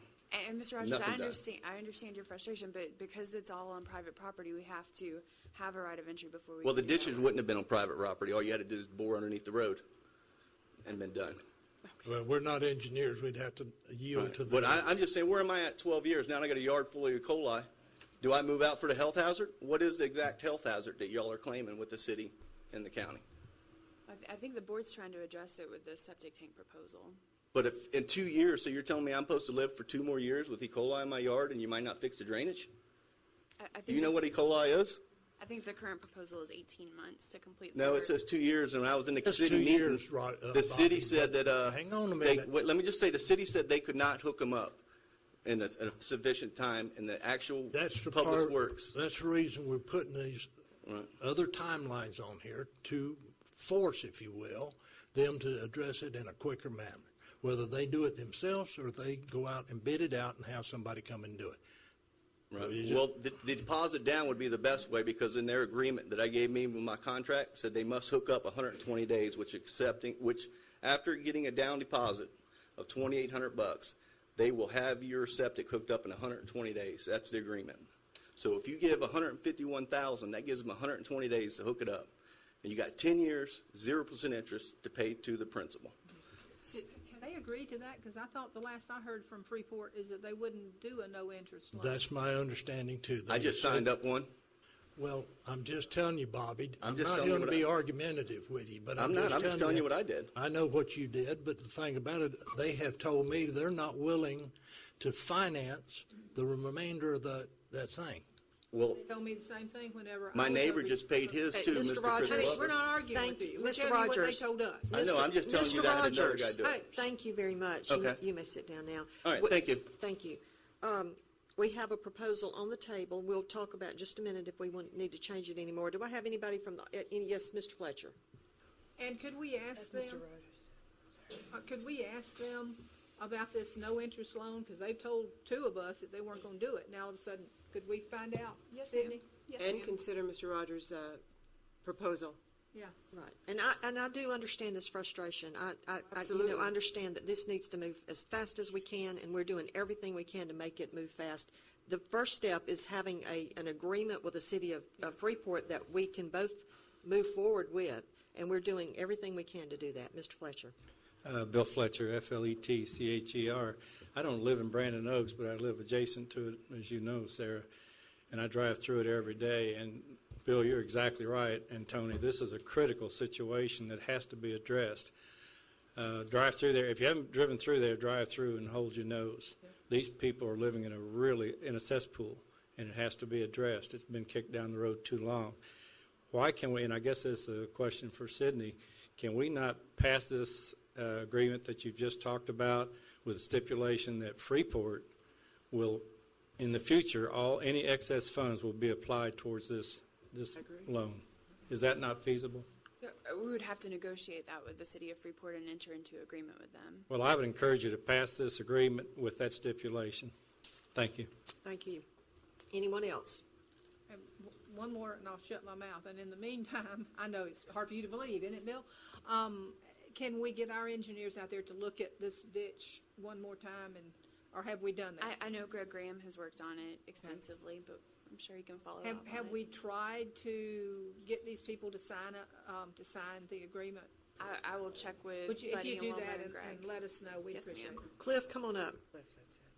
Cliff has done some extensive research out here, so I hope he can shed more light on helping us solve this issue.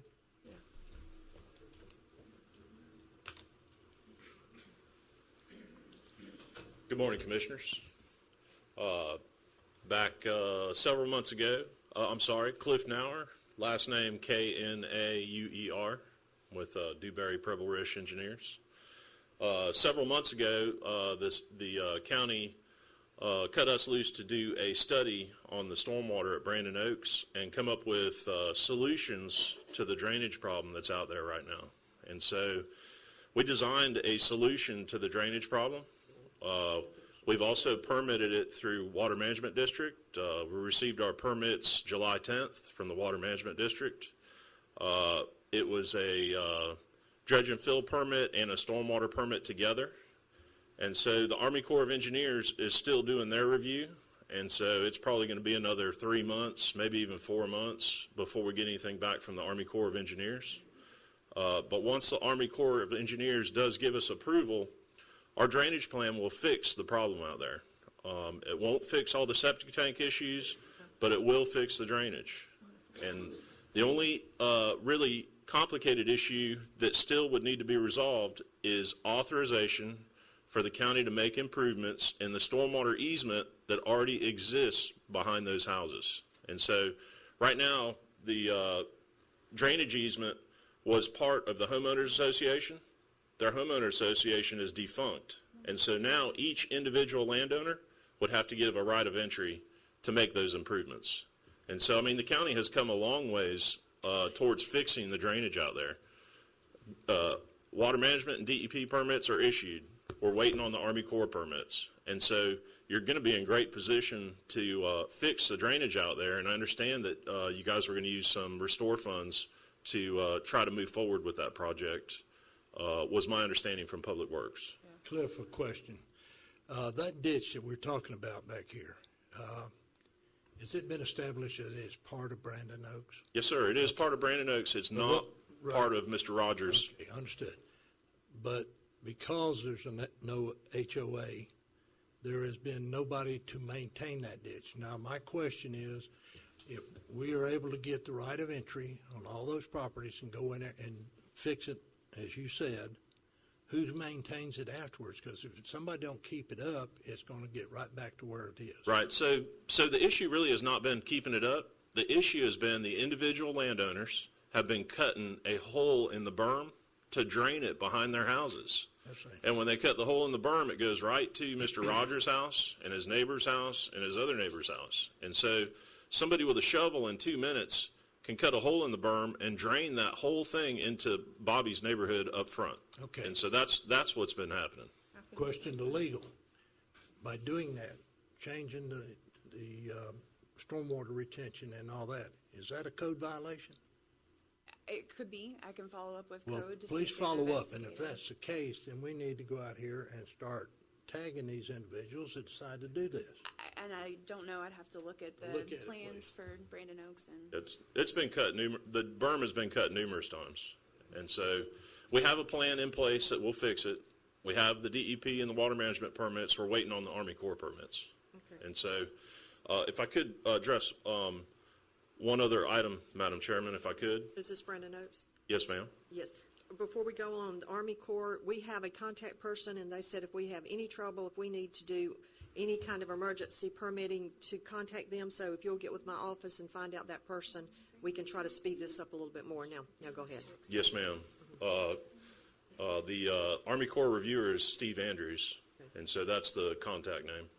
All right, we have one from Washington, because when we were in Washington, we had they heard so many issues with the Army Corps that they're wanting to streamline the department, and then they said if we have problems and we need help getting something faster, to contact this person. It's different than Steve Rogers or Steve Andrews. Steve Andrews. Steve Andrews, yes, ma'am. Yeah, so we'll try that avenue just to speed this process up too. All right, Okay. now go ahead with your other issue. Yes, ma'am. Just one other issue. There's a lot of confusion from what I can tell on the loan that occurred for the sewer on Bay Grove Road. One of the things that I think gets dropped and forgotten is that the money that you loaned to the city of Freeport was used to put in a force main and air release valves for hundreds of residents. The concept behind the whole project was this would serve county residents with sewer that don't have sewer. And when these county residents hooked up to sewer, they would pay the tap fees and the connection fees to the city of Freeport, and the city of Freeport would pay the county back. There was one thing that caused a big problem, and that was you only had 30% of the people on Bay Grove Road hook up to the sewer. So the city of Freeport never collected all the money. They spent the money on the force main, but they never collected the money. And so when you ask where did all the money go, the money went into the ground in the force main and the air release valves and the lift stations, but the city collected very, very little of that money back. And so you have literally dozens and dozens of houses on the bay that are on septic tank that have a sewer force main right next to them that won't hook up. There's your revenue. Your revenue is the dozens and probably over 100 residents that have sewer available that will not hook up. And so if those people were to hook up, you would have plenty of money to fix everything. And the city would have plenty of money to pay you back.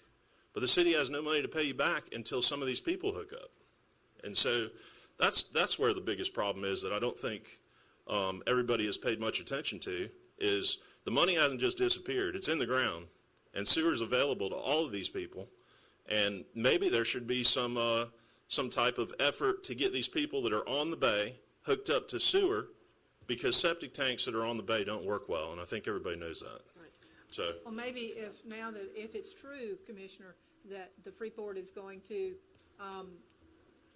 give them a interest-free loan, that would be the incentive for these people, because I think one of the problems was, even though Freeport ran the main, they were going to have to pay it all at once, and all those people didn't have the money. So if it's true that they have, done like an interest-free loan for these people, that should be incentive enough, and maybe we could encourage it in some kind of way. Yes, sir. Sid, you said a while ago that where sewer and water is available, they have 12 months to They have hook up. 12 months after the utility authority has sent them notice. So to hook up. are they not sending the letters? That I don't know, but I can. I mean, as Cliff just stated, and I know this, I had a company that did a little bit of work for that developer, but not much. And that thing was done years ago. Yep. And somebody is dropping the ball on sending the letters. I mean, that's a state law. I remember when City of Defuniak got water and sewer all over town, and bless my mother's heart, she was like, well, my septic tank works fine. I said, well, you don't understand. You have to do this. And why are these people not being forced to do that? I know you don't have the answer, but So, am I right in saying they're supposed to be hooked up to water and sewer? Under state law, yes, sir. But we have a franchise agreement with the city of Freeport that I believe predates that statute, so there may be something in that franchise agreement that addresses this. Yep. I don't know. But that could Get be. back to me yes, on sir. that. 'Cause Absolutely. that's confusing to me when we're saying the state says you have to do it, and nobody's doing it. And as Cliff said, septic tanks don't work well on the bay. yeah, Commissioner, we've had that discussion with the city of Freeport numerous times. And the direction from the attorney for the city of Freeport is those are not city of Freeport residents. Those are county residents. And the city of Freeport believes that the county is the one that would need to send that required hookup. And so maybe the attorneys can get together and talk about it. They may have a franchise fee there. They may have a franchise there, but it's not actually city of Freeport property or city of Freeport residents. They're county residents. State of Florida law that you Right. have to do this. That- And it's their franchise. I mean, how are we supposed to keep up with, as far as I know, they don't contact us and say, hey, we just got water and sewer out here. Right. Y'all need to send them a letter. Right. And my big concern as we grow, where in my district, if we forgive here, they're going to say, well, you forgave them down there. Why are you? Right. Why No, do I'm- I have to pay? Yeah, I understand. I have to hook up. I understand completely. The biggest issue is that the money has really never been collected because those people haven't hooked up. And so if there was a way to solve that issue, I think all these other issues would go away. So Sid, thank would you for look into allowing that me and to. give us an answer on that as quick as possible? Yes. So I know that you guys have asked me to look into a lot of things. Do you want to go forward with the motion that we have on the table, or is this something where I you have would like? one more question, one Okay. more request, and that is, let's get ahead of the game. Let's send out those letters now to the people that are along that ditch, saying, we're soon going to, we need your, so we don't, get permission from the Corps and then take another 2 months to get people to sign. So for the right of entry? Right. Yes, let's do a right of entry form now. For the right of You know. entry. Okay. And with that, I'll call for the question. Okay. Are we all clear on what the motion is? Right. No. I'm sorry. So I believe the motion was to accept the counter proposal with 2 modifications, that it would be a 50-50 cost share on the $8,300 per household between the county and the city, and instead of 24 months, 18 months to complete the work. Yeah. And there was somebody else brought up something else. I mentioned the amount of the loan. The city of Freeport. So how are we going to? And then we're going to talk about how the city's going to reimburse the county regarding the fees that, like Cliff was talking about, or is now it's just that's the end of it? The reimbursement for the loan. So it's my understanding that the proposal says that it will be reimbursed from those funds, but we'll do a 50-50 cost share instead. That was my understanding of the motion. Okay. So the money would still come from the loan repayment. Okay. It would just be 50% less. All right, is everybody clear? We have a motion and a second. Are we ready to vote? All in favor, say aye. Aye. Any opposed, like sign? So it passed. Well, let's take a let's take a 10-minute break, and then we'll reconvene in 10 minutes.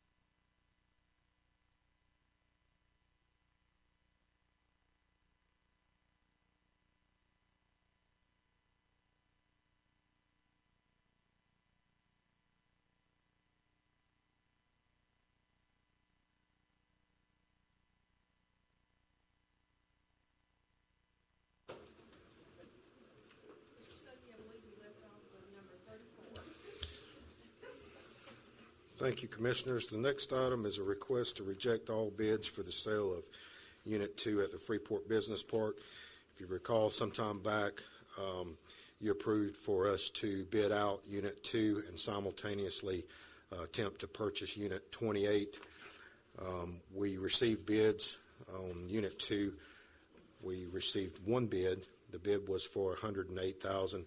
As it turns out, that was an insufficient amount to purchase Unit 28 with, and so at this point, we would request that you reject that bid or reject all bids for Unit 2. Motion to reject all bids. Motion and a second. Any other discussion? Discussion from the audience? Questions? Seeing none, all in favor, say aye. Aye.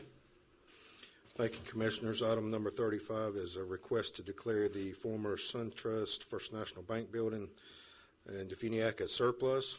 Secondly, advertise and accept sealed bids for the purchase of the building.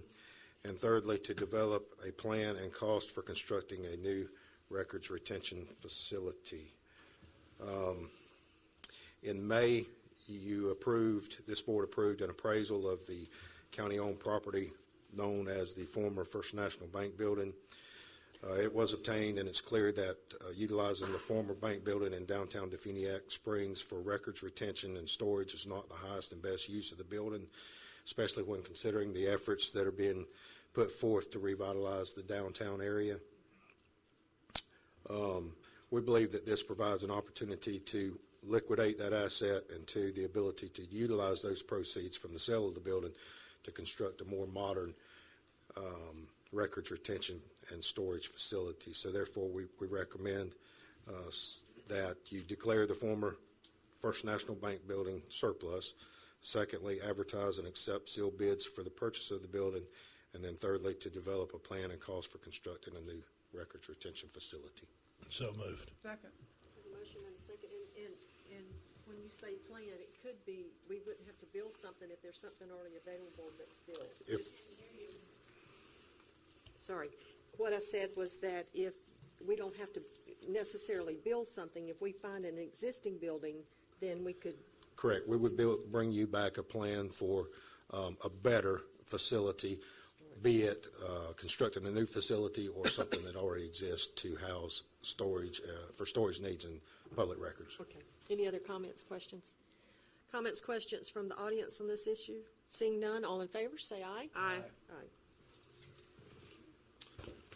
Thank you, Commissioners. The next item is a request to consider designating and utilizing either the first or third Tuesday of each month for a meeting to hear planning and land use matters exclusively. As you know, from the previous 2 Tuesdays, we have spent an extraordinary amount of time hearing land use matters. And so in the interest of efficiency and you guys giving your best attention to these projects, we would request that you designate, and it may not always be necessary, but set aside and designate either the first or third Tuesday of the month for these issues. Just as in case we do need them. So does anyone have a preference? First or third Tuesday? Third for me, but that's, because when is the planning meeting meet?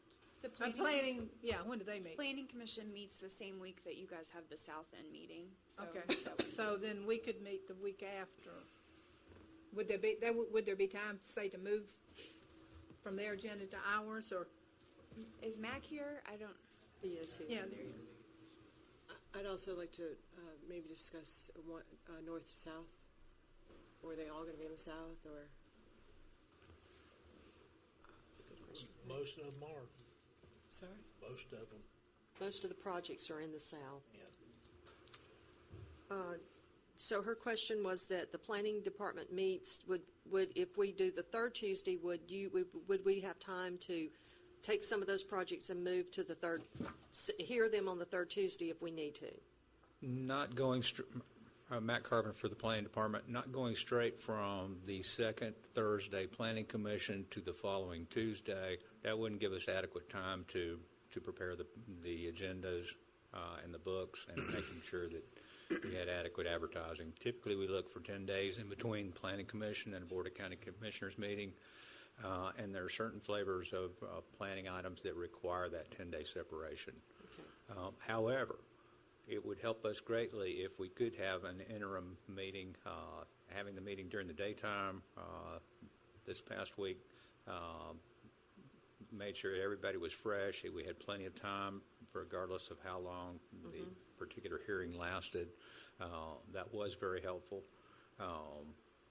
And if we have some of these that, let's say on the first Tuesday we have an overflow, they can be continued to that second Tuesday meeting or the third Tuesday. So Commissioner Commander, could you do first Tuesday? sure. Okay. All right, which would be your preference? Probably the middle Tuesday, in between our two regularly scheduled BCC meetings, might be best. So that would be the third Tuesday? I think that would be the third Third Tuesday. Tuesday's fine with me. Okay. Do I have a motion? So moved. Second? Second. More discussion? What about a time? 10 o'clock at the annex? Or 9 o'clock? I'll 9 o'clock at the annex. And since we're doing it during the day, we would only be able to schedule quasi-judicial land use items. Right, Mac? Yes, anything that requires an amendment to the Comprehensive Plan and Land Development Code, one of those hearings has to be held after 5 p.m. by statute. Okay. So the motion is for the third Tuesday at 9 o'clock at the annex. Ms. Nipper, I thought you had a question. That'll be fine. I thought it was going to be evening. I would like to see north, south, and maybe in time, if the north end grows, we'll have them up here, but if it's deemed at the south, that's fine. Okay, motion second. All in favor, say aye. Aye. Any opposed, like sign. Thank you, Commissioners. Madam Chairman, could I make a request, please? Could I move one of my agenda items up? I have some gentlemen in the audience who actually need to be somewhere in a timely manner.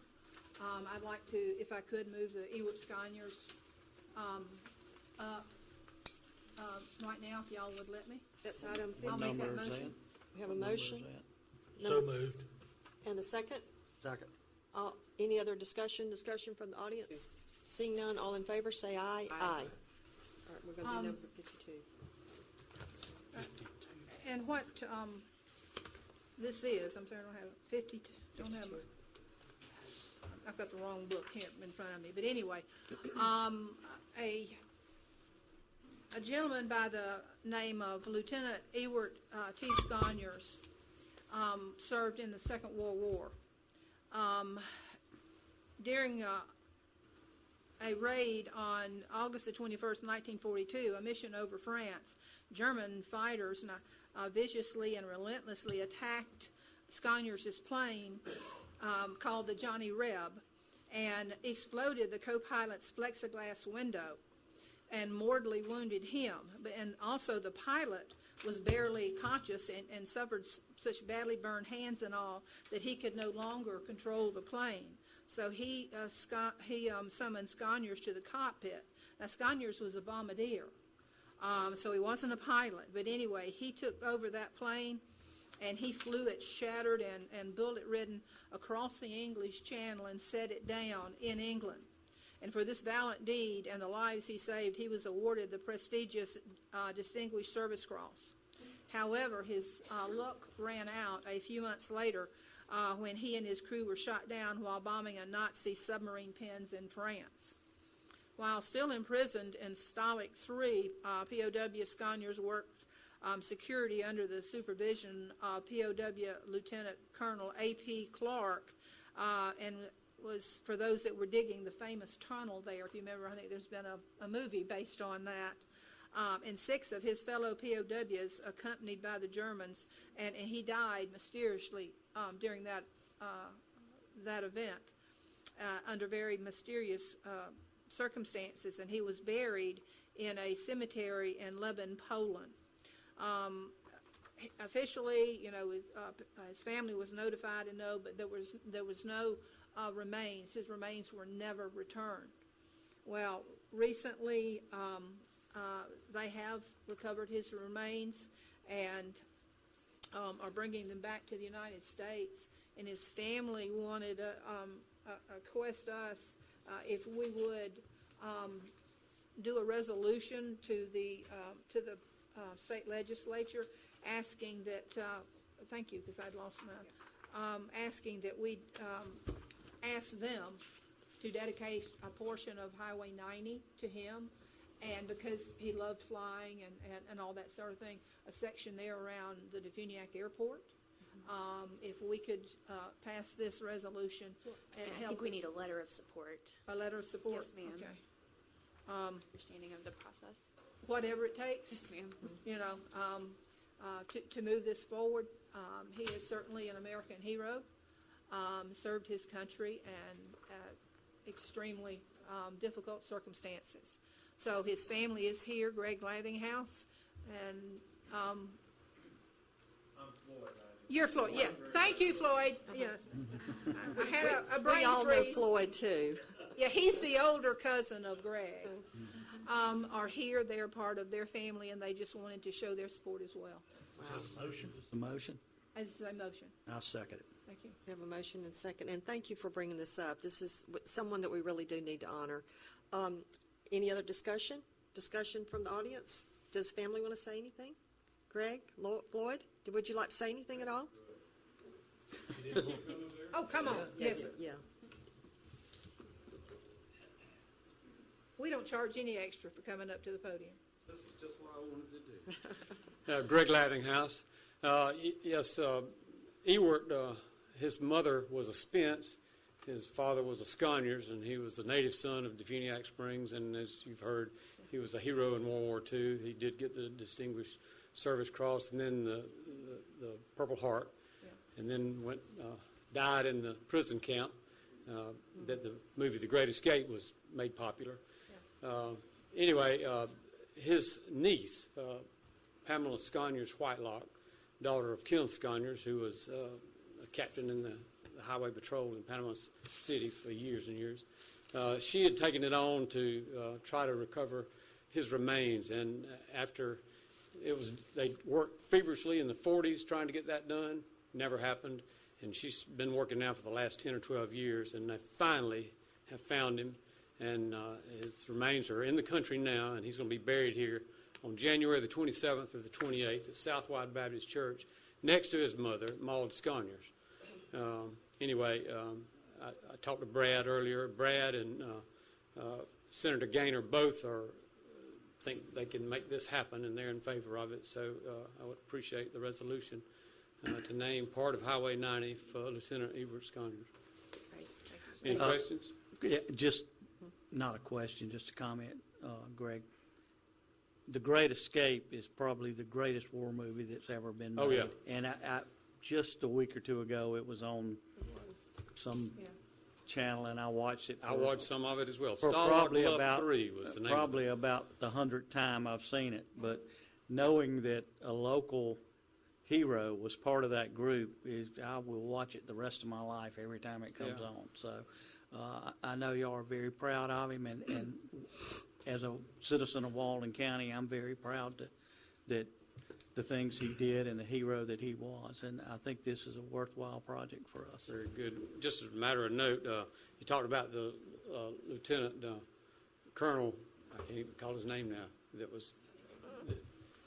The one that was over Stalwart? Yeah, he was there at the Stalwart Bluff. He was alive when Pamela started looking for the body, and she has talked to him. He has since died, but he was part of that. Quite interesting. It's a great story. Thank you. Thank you very much. Okay, we have a motion and a second. All in favor, say aye. Aye. Any opposed, like sign. Thank you.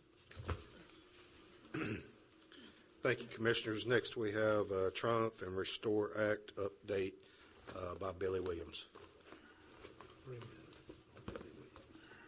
Well, I'm going to take a minute of his time right now. So before Billy gets started, I have a letter that I drafted. I'm not going to read it to you, but if you'll just pass it down. On the Triumph, as you know, I've been meeting with constituents at roundtable meetings. We started at the TDC building, and we had, probably the first time we had maybe 20, and then it moved up to 30 people, and we did Freeport recently and had between 60 and 75 constituents to come. The purpose of the meetings are to garnish ideas about projects, concerns for the county in an informal setting. We do this formally. We only give people 3 minutes, so we're trying to do this informally. And move forward with, I want this to be a project that we hear from our constituents and that we design our projects according to the strategic plan and according to what our citizens are saying we need to move. We have a great time a once-in-a-generation time, opportunity to improve our county and bestow greater opportunities. I want our kids to grow up and be able to look at the projects that we did and say, oh, those projects were a result of that BP oil spill. Instead of it being a negative remembrance in their mind, then they can think about how we use this bad opportunity to make something good to happen. So with all that said, we want to move forward with a strategic plan. Billy's going to give you a lot of information, as he always does. We don't expect you to take it all in today, and we're not going to vote on it today. We're just going to look at it, and then I would like you to get with Billy and make suggestions on how we can improve it. So with that in mind, go ahead. Absolutely. Thank Part you. is 3 minutes now. Madam Chair, Commissioners, and this is for Bill Chapman and his time management and project overview. I have 102 slides to go through this morning. I'm kidding. I'll be very brief. I'm going to go through it pretty fast so that, but I do want to explain it so that the public has any questions. I do have copies in the back, and I apologize this wasn't in your agenda book, but the Triumphs Board met the middle to the end of last week, and I wanted to make sure I had that information to you. But copies are there, and then once we get board direction, we'll put that on the website as well for the public. As you're aware, the multi-year plan, and I'm talking about Pot 1, which I think is, go to the next slide there. On Pot 1, as you recall, you approved 17 projects that were forwarded to the U.S. Treasury for their review. That multi-year plan was approved on the 17th of this month. That will move us into the grant writing and RFP side. Even though we had lots of individuals and or corporations that championed those projects through to your approval, that still has to go out for RFP for the sub-grantee process through Treasury. So I'll be working with Sydney and with procurement and keep you advised on that process, and we'll notify those individual members. As you're aware, there's still about $31 million that's available over a 15-year period in that process, and that's what I'll take and ask for board action a little bit later. But it's time to reopen that opportunity, and with our board that hasn't met in a while, but this board appointed a stakeholder panel across the county, and we'll need to talk about that a little bit for some board direction. The biggest issue going into Pot 3, I want to update you a little bit that is where Commissioner Commander is our liaison to the 23 county consortium. We have about $12 million. That's part of a $290 million pot that's spread across those 23 counties. You all have voted to look, as we talked about Brandon Oak this morning, a project that would take 650 septic tanks off of the bay into that process. We have conceptual drawings of that. That has been submitted. There is a time frame, if you'll go to the next slide. There's a time frame in the back that was compiled by the folks of the engineering that's been attained by this group, not us, but the group that's handling this of the 23 counties, that shows you that this is moving pretty rapidly to the board. And the way that this works is that this will have to go to the governor for approval. Then it goes to the federal council, and then it will come back. One thing I do want to caution the board on, the federal law says that the state is the grantee. And it's not clear to me if it still has to go through appropriations. My guess is that it will. But we have this project teed up and is moving forward. And we have a meeting, I think, at the end of September to address this with Commissioner Commander.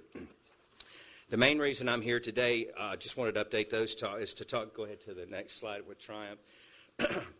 As you and the public are aware, the first payment of the $1.5 billion that Pam Bondi, our Attorney General, secured with the federal court with Judge Barbary was debated heavily in the last session.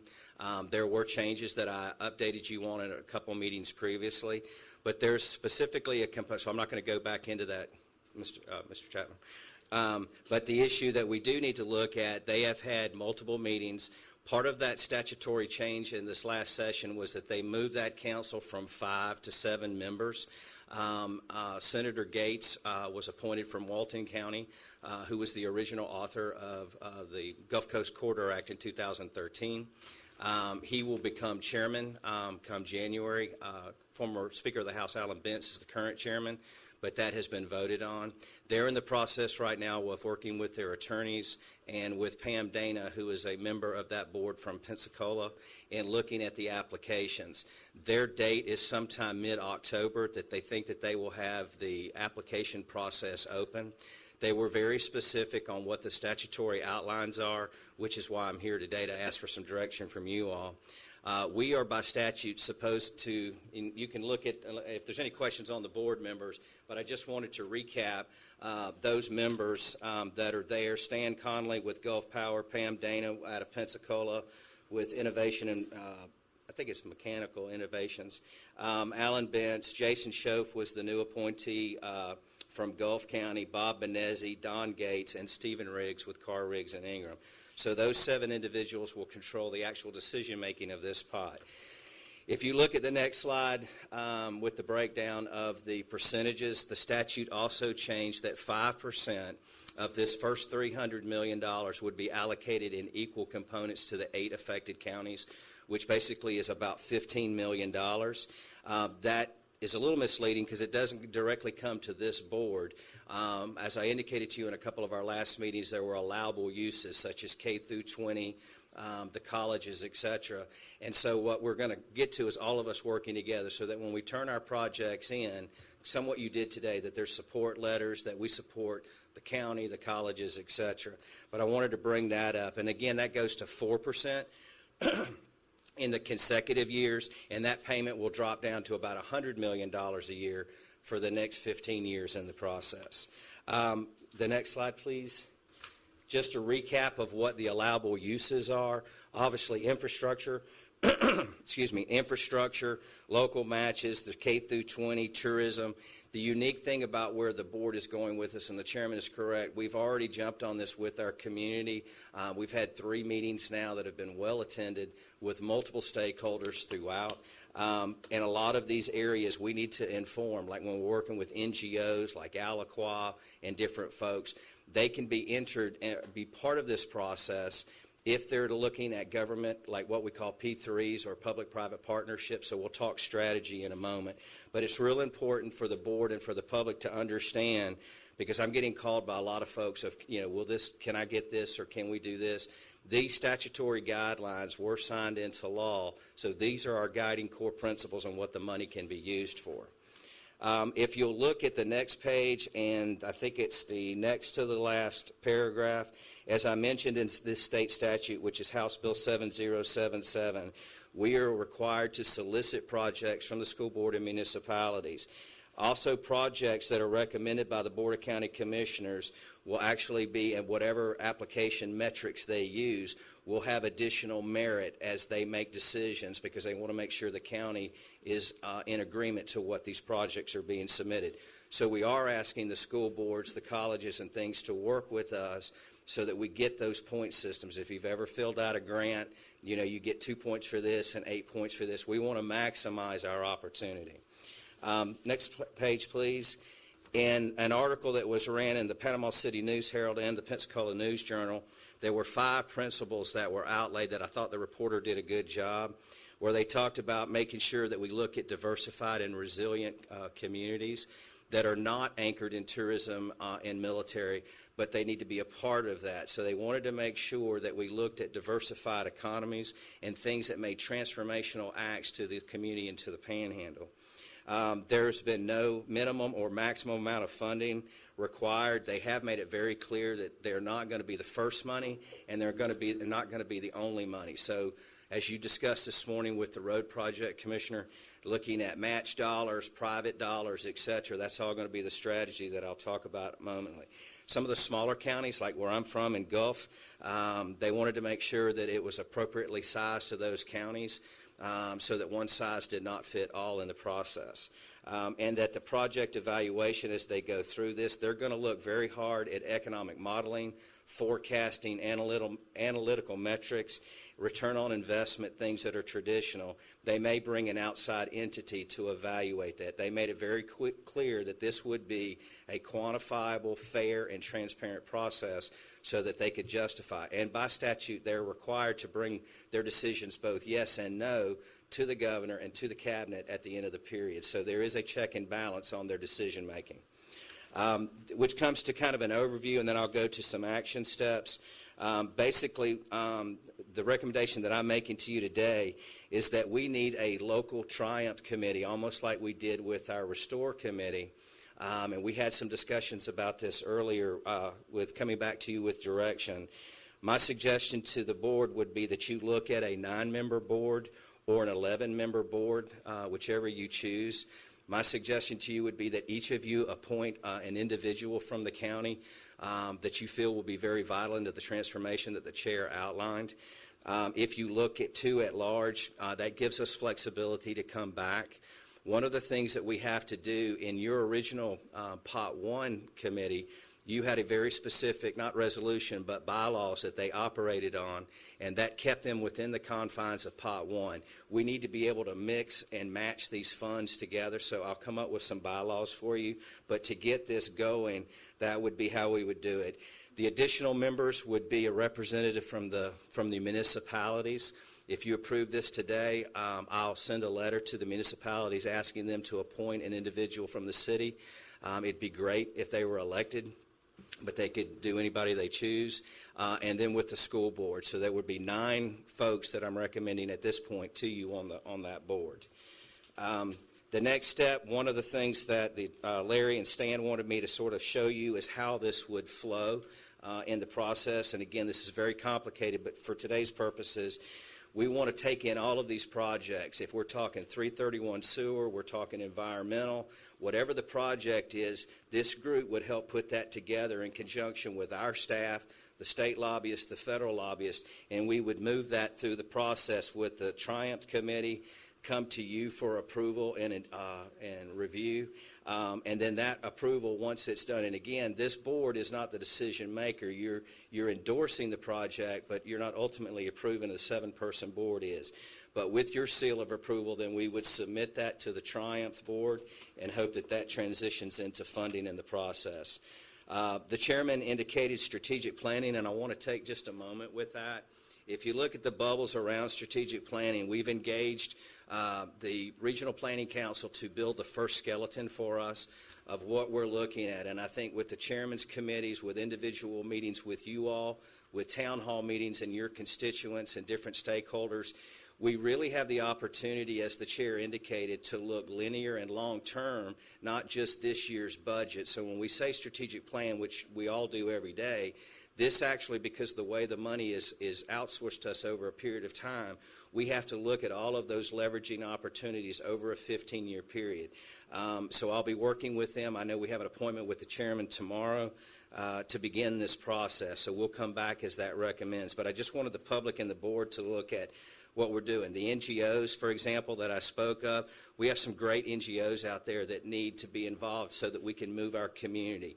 The Regional Planning Council, the monthly roundtables with the chairman and town hall meetings with the individual commissioners, our Restore Committee, obviously the Triumph Committee. And one of the things I want to mention about policy, a lot of times people get focused on the projects and not the process, and we fail because we don't have good policy behind those projects.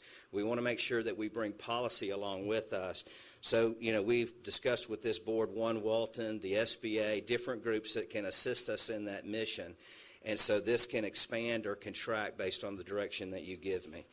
The next thing on the strategic planning, I think you're all aware, but we asked the board for permission for the Regional Planning Council to go out for a technical feasibility grant on 331. That was awarded through DEO for $40,000. So we'll look at all traditional funds to help us with that strategic plan. You've also approved where a match grant up to $70,000 has been filed with US EDA to assist us with that. So I don't have an actual award letter on that, but we think we'll know next month if they will give us 50% of that. And then Commissioner Commander talked about some time ago, in that opening of Pot 1, the federal government in the Restore Act did give us planning grant dollars, and so there's probably up to around $200,000 that we can work for in getting that. So our goal is to bring as much funding streams in that will not impact the citizens of Walton County in this, but to deliver you a very long-term strategic plan with all of the components into its funding. But that's just a quick example of how we're building those dollars into it. Can you go to the next one, please? Initially, we will look over the next 30 days in 3 core components, and again, this is at your direction, but obviously economic, environmental, and infrastructure. The things that we want to demonstrate to the Triumph Board, that these are things that are not supposed to be paid for with traditional tax dollars. They can augment, but they can't supplant your responsibility or city responsibilities in the process. For example, in 331 sewer, you guys are not in the sewer business, so we're showing that this is so critical to our county that this opens up middle class, generational poverty, etc. We would work on that. We will dig into the weeds, and this is where I need your support, not only yourselves, but directing staff. We've got to look at the new RAO designations, TIFs, LDRs, comp plans. Everything that we do has to have that policy behind it. We could create great programs and not have our comp plan or LDR back us up. So this group will be a part of helping you do that as we frame this over the next 60 days. Real quickly, the game, it's almost like I said at the meeting with the chairman the other night. If you're old enough to remember the game Battleship, it's like E5, did I hit anything? That's what we're doing. I gave you a quick example of the 331 wastewater expansion. We will look at what this board wants to match out of your Pot 1 money and bring that. A lot of people are talking about leveraging, but they don't exactly know what that means. That means this board is going to have to commit X number of dollars into your budget over X number of years so that we've done it. And as most of you were at the meeting with U.S. Treasury, they said become very focused with your projects. And if you want to use these match dollars, we will fast track those for you. So if you took, say, $5 million out of Pot 1 and committed that into the 331 project, for example, then we would take that to Triumph and say, we've already committed $5 million. We're going to be ahead of the pack in that leveraging and match game. We'll do the same thing with Pot 3. The $12 million that this board has moved forward for Freeport and taking those septic tanks off of Choctawhatchee Bay will be leverage points into that project. We're going to look at traditional state appropriations. You know, they go into committee next month. As you look at appropriations requests and what you're asking for, we want to get those legislative priorities matched with these priorities so that we can use those leverage dollars. The same thing with our federal side. All of you met with our federal lobbyists last week. We're going to look at traditional things like USDA or CDBG. I gave Commissioner Chapman the suggestion to, like, if you take CDBG and you could help cover some of these impact and tap fees that would be appropriated into the project, we'll get real creative with all the traditional funding. And then obviously the BOCC budget. But that's how that process will go. But I truly implore and need your help both with our staff and outside entities. And y'all have been great, the way that y'all have all attacked this. But this is a big, big deal. As I said, with the appropriating on the next page, how do we leverage? It just gives you some ideas of how we would do that. We do want an A-team on the board. And as I get to the request, we have state lobbyists, we have federal lobbyists, but we may need very specific items. If it's environmental and it's a fish hatchery, for example, that this board has led as an agenda item, we may need specialists to do those particular areas, because everything we do will have to be best science, again, analytically backed up, et cetera. So what I'm thinking with, and I'll get to the request in a moment, is that almost like a standing contract with the engineers, we may have 2 or 3 grant writers or consultants on board that have gone out through an RFP, but that we can pull them back for a specific cause once you give me direction on what projects you want me to pursue. So coming to the end, very quickly there, Commissioner, is the requested board action. I'd like for you to tell me if you would like a 9-person board or an 11-person board. If you're willing to appoint, or you have someone you'd like to appoint today, that'd be great. If not, what I would ask is the board give permission of the structure, and that each individual commissioner, not by next board meeting, but with their individual decision, could appoint someone. The reason for the expedited request Triumph is moving very fast, and we want to make sure that our ground game is at least parallel or parallel to them. So as they tell us what's going to be in the application, I have these folks on the ground moving. So that would be my first request, and I'll pause there, Madam Chairman, for any questions. Yes, ma'am. I'm in favor of maybe 11-member board because I think we need to include the sheriff in this, someone that he appoints. And I also think we need to maybe include someone with the college, because I know they're very interested in some of this. So I'd like to see an 11-member board. I know that's a lot of people, but we've got a lot of entities that we have to either bring on board or they may go out and do their own thing. We'd rather have them join us. So are you saying that 2 at large should be someone from the sheriff's office and someone from the college? Yes, ma'am. That's a great idea. You know. Do you want some names? Yeah. Well, first, and I guess Sydney needs to guide us, but first, and I don't want to I'll lead the make board, that a but if you motion. made the motion, if you tell me you want an 11-person board, can we take that action first, and then tell me how you want it set up from there? I'll make the motion. We do 11-member board and we include the sheriff and the college. Second. Motion and second, and that would also fit in with the framework of 1 person from the city of Freeport, 1 person from the city of Peniac, Paxton, and then each each commissioner would appoint 1 person. Yes, ma'am. Okay, so that includes your whole motion. Yes, ma'am. Okay, and second? I second. Okay, any other discussion? Discussion from the audience? Seeing none, all in favor, say aye. Aye. And I'm prepared to name my nominee today. Okay. I'll start it off. Bob Brooks. He's been very interested in this process, attends all the meetings, have anything to do with Restore, whatever. I think Bob Brooks would be an excellent person on this board. I have 2. Now that you told us that it can only be 1, I'd rather speak with them both first before I mention who I would like on the board. Just Okay, give me a day or two. and again, if I know we talked about this, but again, since you've approved the structure, what I can do is set up a meeting in the next 2 weeks with this group, and in that interim, I can talk to your appointees and the process. Depending on how you want to do your 2 at-larges, that would take all of you voting on it, I would think, in the process, so we can bring that back to the next meeting. But your individual appointments, I could at least start working with, but however you choose to do it. Didn't we just vote on the sheriff and the college? Yeah. So, I'm sheriff just saying, and how would someone you from vote the- on your at-large?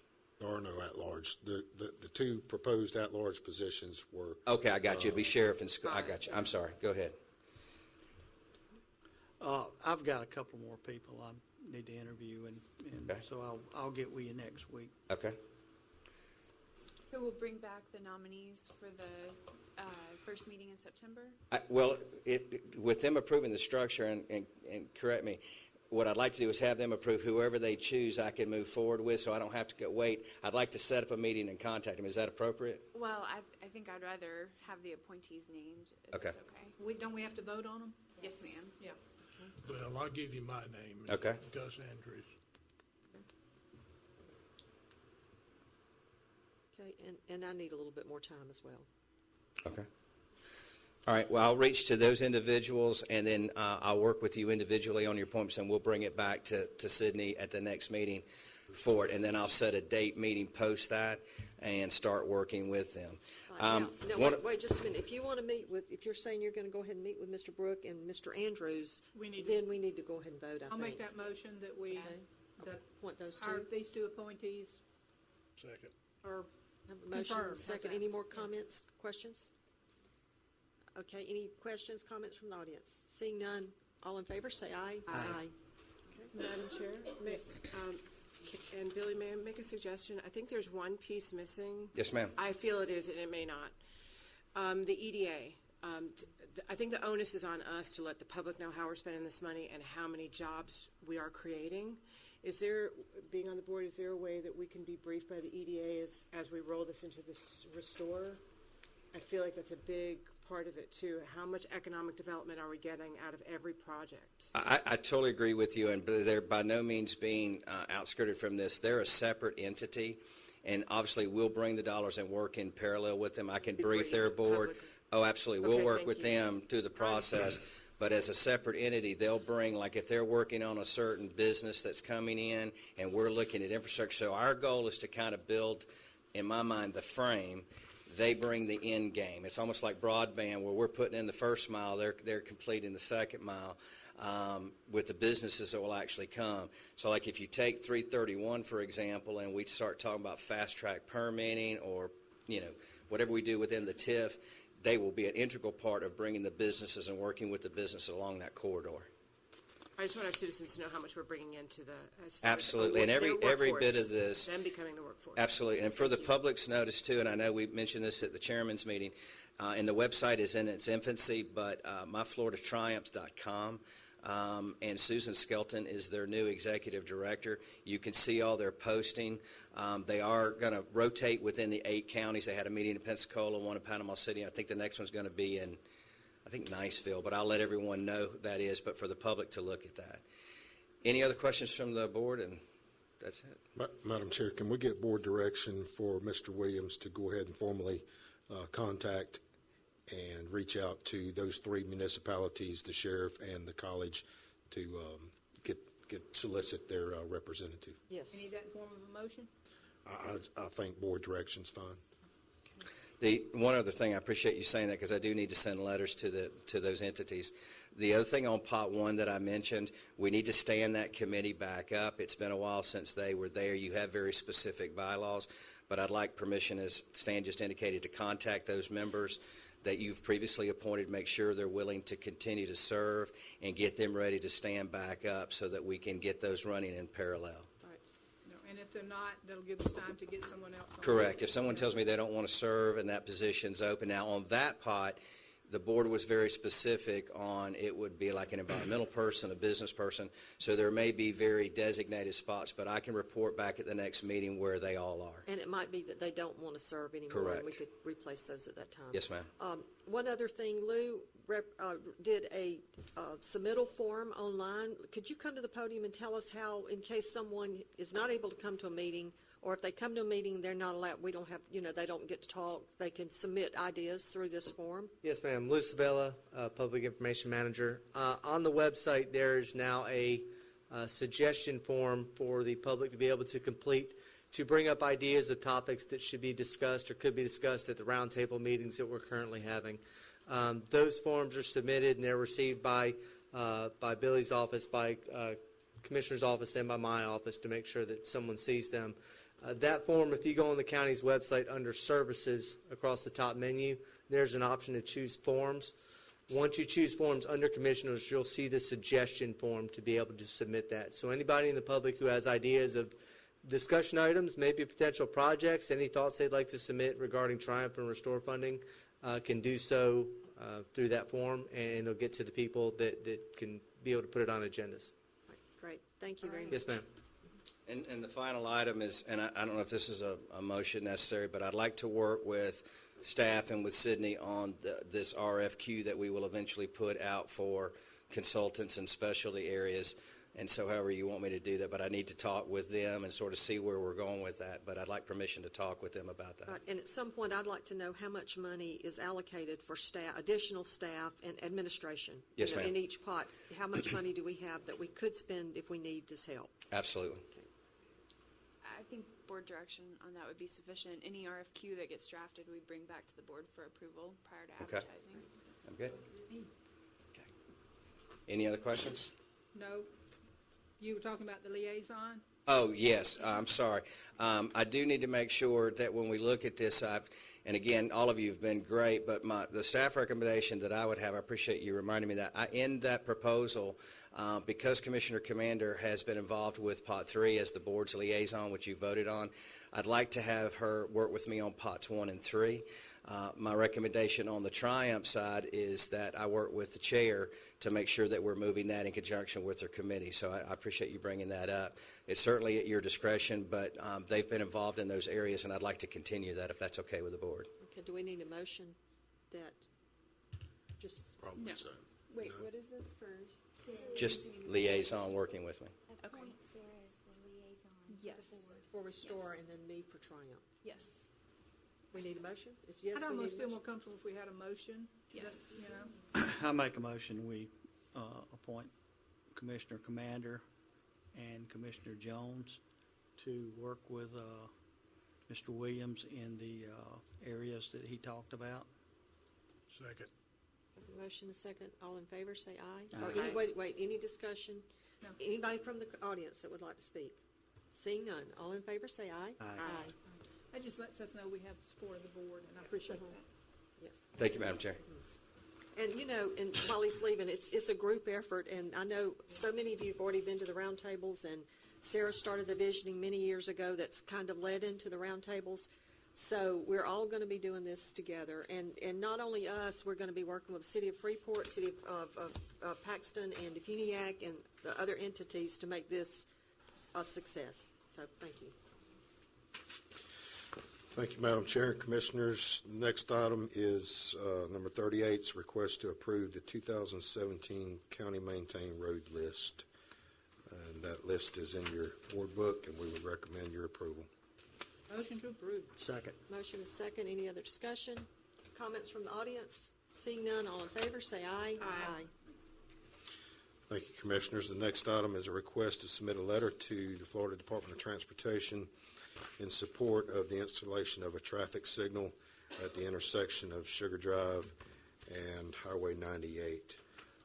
This came up last Tuesday as a result of the discussion and approval of the new development, Beechwood Estates, down Sugar Drive. So we would just ask for your approval for that letter of support to FDOT. So moved. We have a motion, second. Any discussion? Discussion from the audience on the traffic light? Seeing none, all in favor, say aye. Aye. Thank you, Commissioners. Next item is a request to advertise and hold a public hearing on September 12th, 2017 at 4 p.m. in the South Walton Annex to bring forward the remaining $815.53 in the Imperial Lakes MSBU fund and $44,466.09 in the 4 Mile Village MSBU fund to the property owners based on the proportional distribution as determined by the Government Services Group. So moved. Have a motion. Do we have a second? Second. Motion second. Any other comments? Comments from the audience? Seeing none, all in favor, say aye. Aye. Mr. Tusa.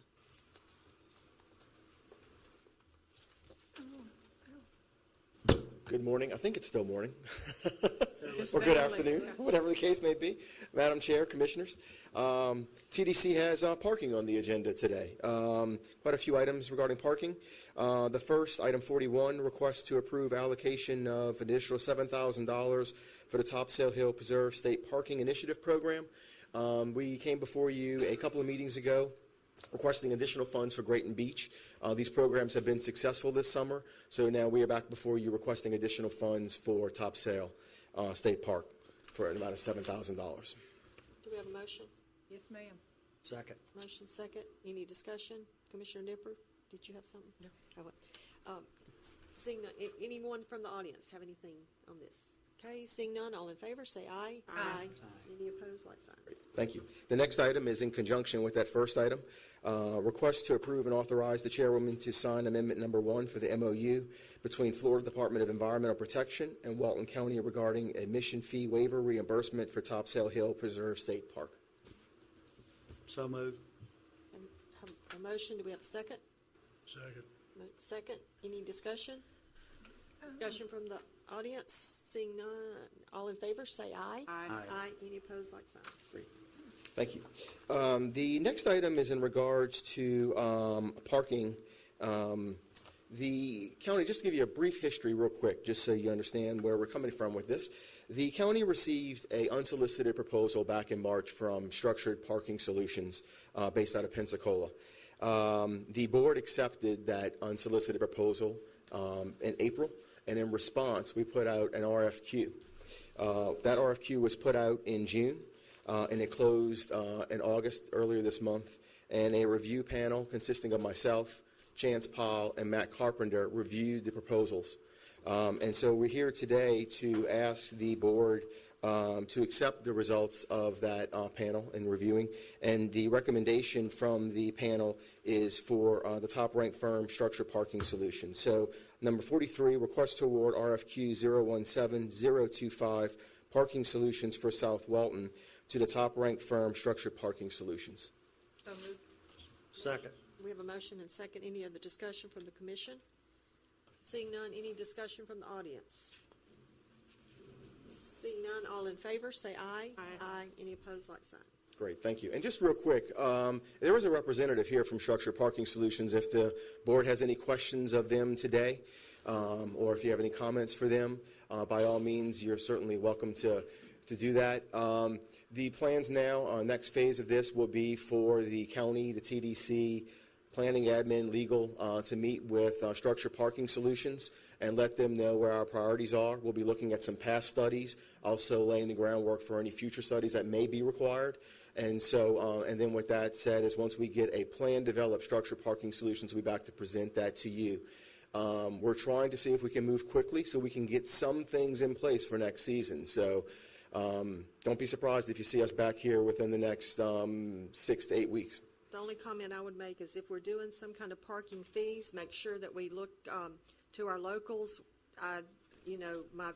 Off the top of my head is that I don't really want locals charged, but if we need to, it would definitely be a reduced rate. Yes, ma'am. But that's off the top of my head. And I share that thought as well, and I actually have relayed that to them early on in this process. Before they even submitted the unsolicited proposal, they had some conversations with myself, and so they're aware of that. Great. They're aware Thank of you. that. Any other comments? And just real quick, earlier in the agenda, we talked about the median on 331, and I just wanted to show a few pictures, if I could. The median, if y'all haven't seen it, it looks fantastic. The landscaper did a fantastic job. I mean, there are oak trees, magnolias. You can see some palms there. This is right outside a TDC office. But, I mean, just all up and down the corridor. I mean, it just looks fantastic. So I just thought I'd share those with you just in case you haven't had an opportunity to see them. I do have a question. Yes, ma'am. It's a trivial question. I have 4 or 5 magnolias in my yard. Therefore, I don't have grass. And I spend a great deal of my time raking up those leaves. So are these trees going to shed too? You know, I don't know. I'm not sure. I know there are some. No? These. Thank you. And the 'cause non-shedding type? Yeah, I'd say there are some that do and some the that don't. job. I had some at my Yeah. house, and Yeah. they didn't shed, so, okay.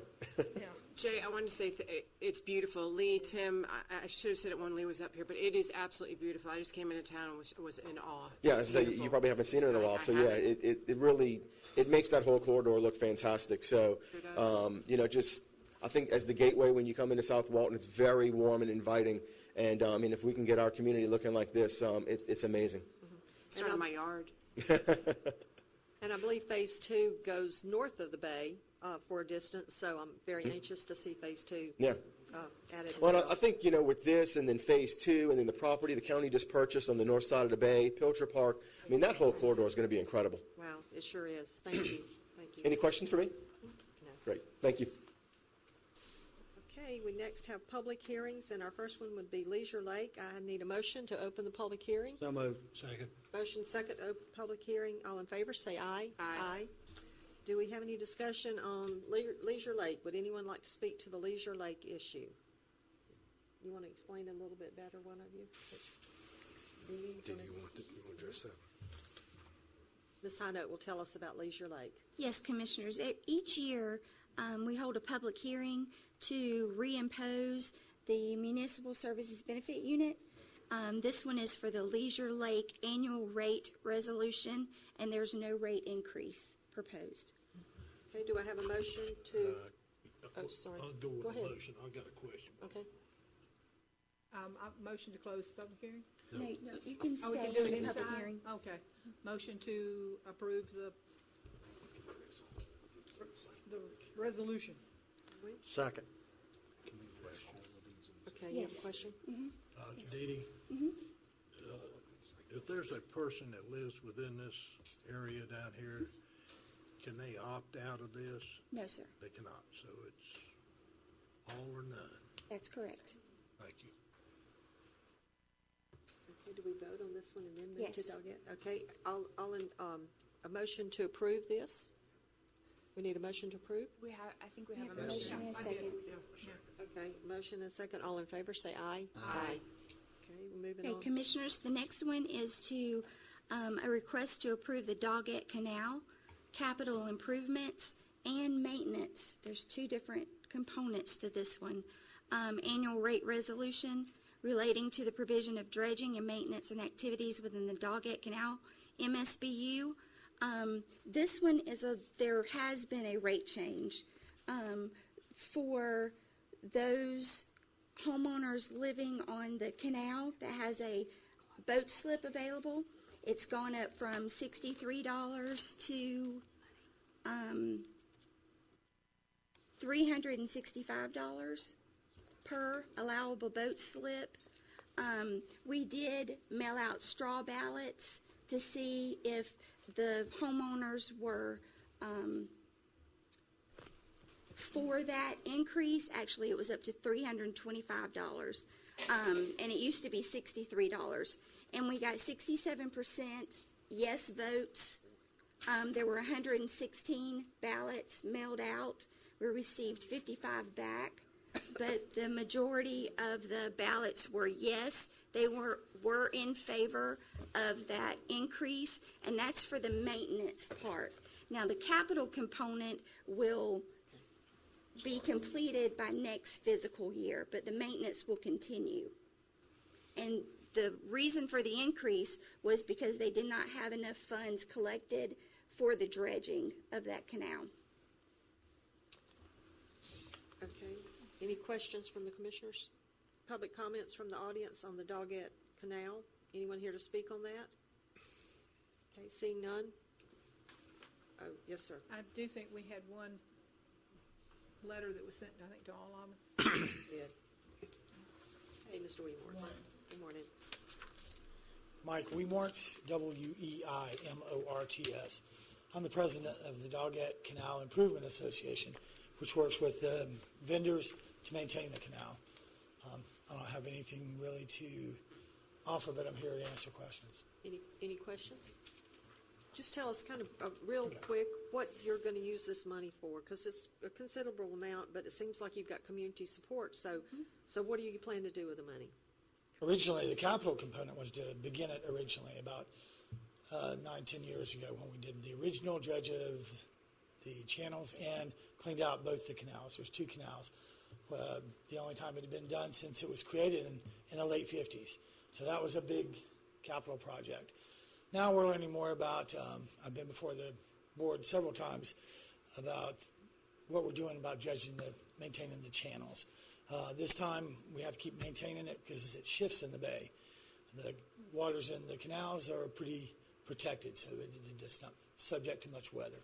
But the channels are out in the middle of the bay, and storms, hurricanes, all sorts of things can cause them to just naturally shift. We want to also, in addition to dredging them to the 5 feet that we dredge it till we get out to minimum of the natural 5 foot, we want to pull up the pilings that have been there to mark the channels and replace them with buoys. We think it'll be safer, we think it'll be more visible, especially in light of the improvements that the county's made under the 331 bridge with the boat launches and the lights and everything there. Right. Any questions? Okay. We anticipate that you did ask about why the difference in the fees. We have to borrow the money because we don't have money saved up. The county collects it, and then we assist the county. We ask for the county for checks to send to vendors and to the people that need to be paid. The county pays some people directly.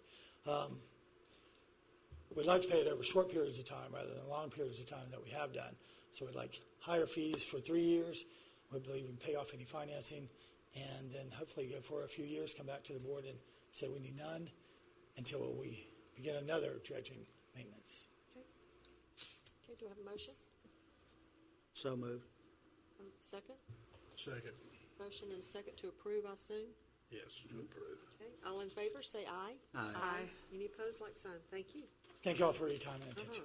Thank you. And the last one, Commissioners, is the annual rate resolution reimposing the Fire Rescue Special Assessment, MSBU, including the unincorporated area of Walton County, the city of Paxton, the city of Freeport, and that's at no rate change. Good. Motion to approve. Second. Would you repeat that again? No rate change? No rate increase, correct. Motion and a second. All in favor? Any comments from the audience? All in favor, say aye. Aye. Okay, now we need a motion to close the public hearings. So moved. Second.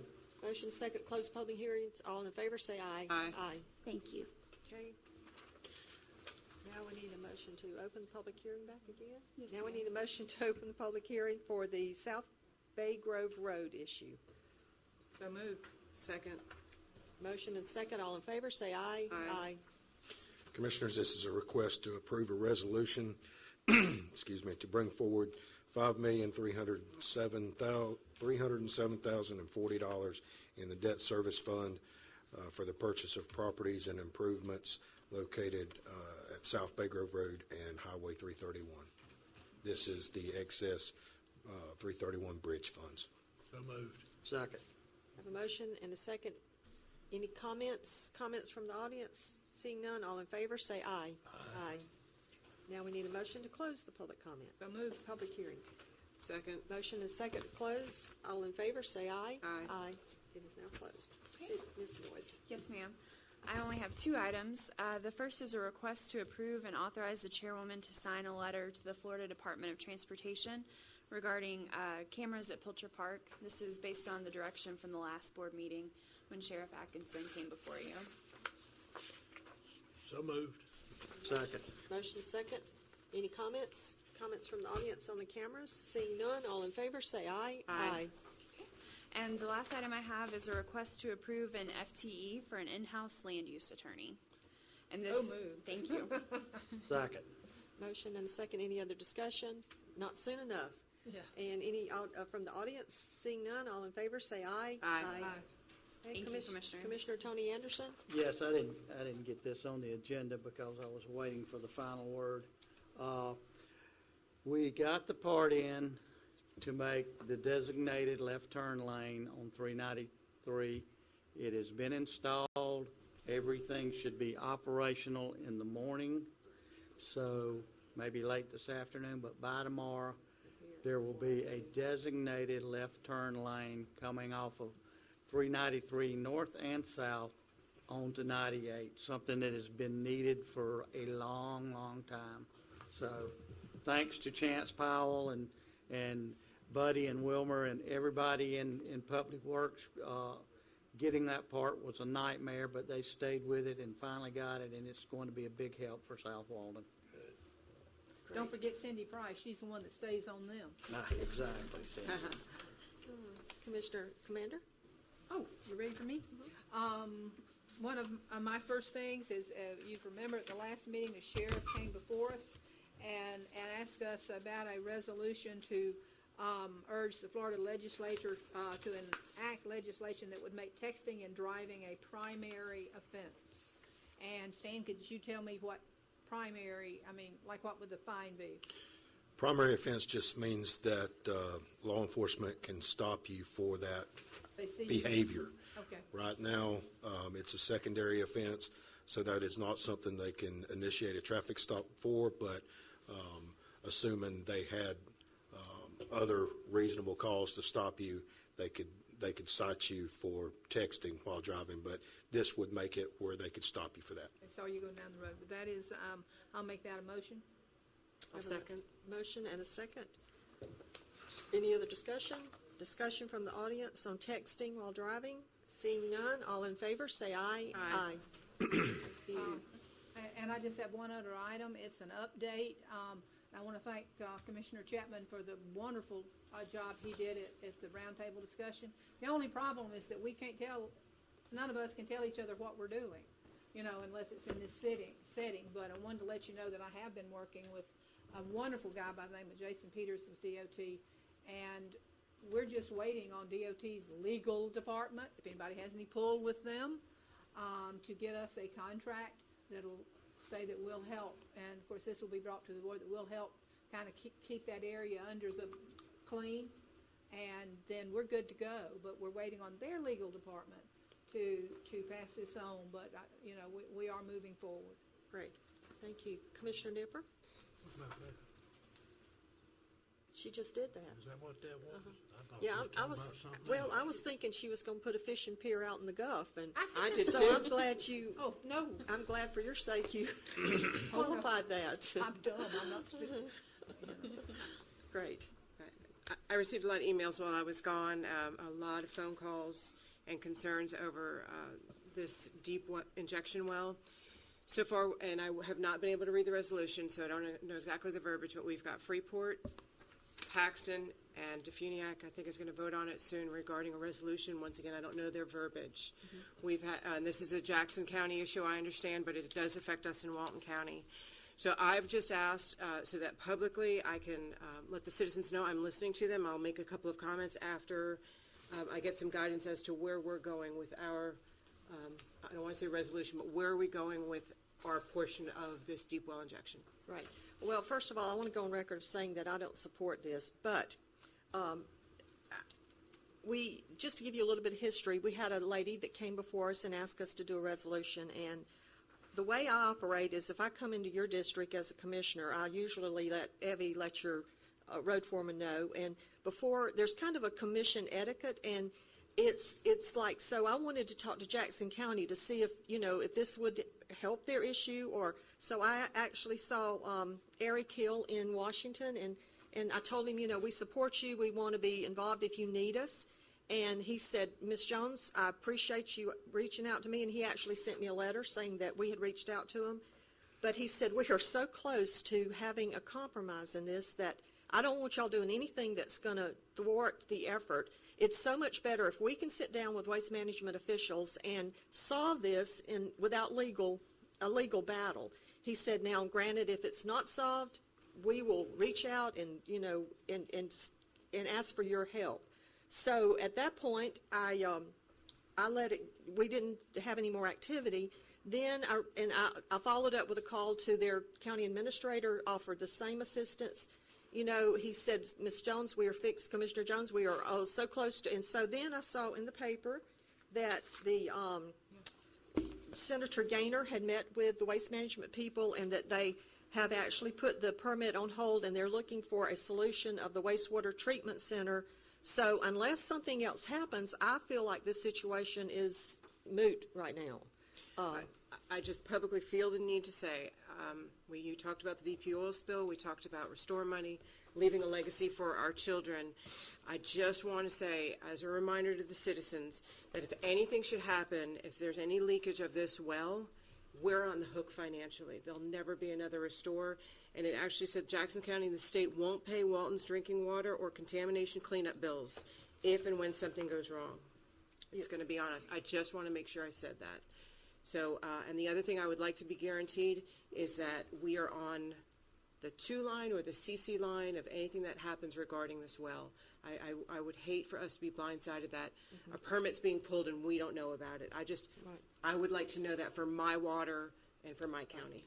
Well, I guarantee you, if this situation arises again, we will, and we see a need to, we will definitely bring it back to the table, and, you know, because I don't think anybody up here supports this, but I can't speak for only but for myself. But sometimes we get in the way of negotiations, and I don't want that to happen. All right, and you know, there have been leaks. So if someone wants to say it hasn't, 1998, it happened in Tampa, right? Millions and millions of gallons. So I just need to put that out there for me knowing I'm doing the right thing for our county, our water, and our aquifer. So, yes, thank you. Absolutely. All right, thank you very much. Thank you, Stan. Madam Chair, yes. I'll make a comment concerning that. Obviously, anything dealing with waste management, I have to abstain from. So, but I can still ask and talk to people. And Commissioner Jones is correct that we probably ought to hold back on any resolution or anything until we afford Jackson County the opportunity.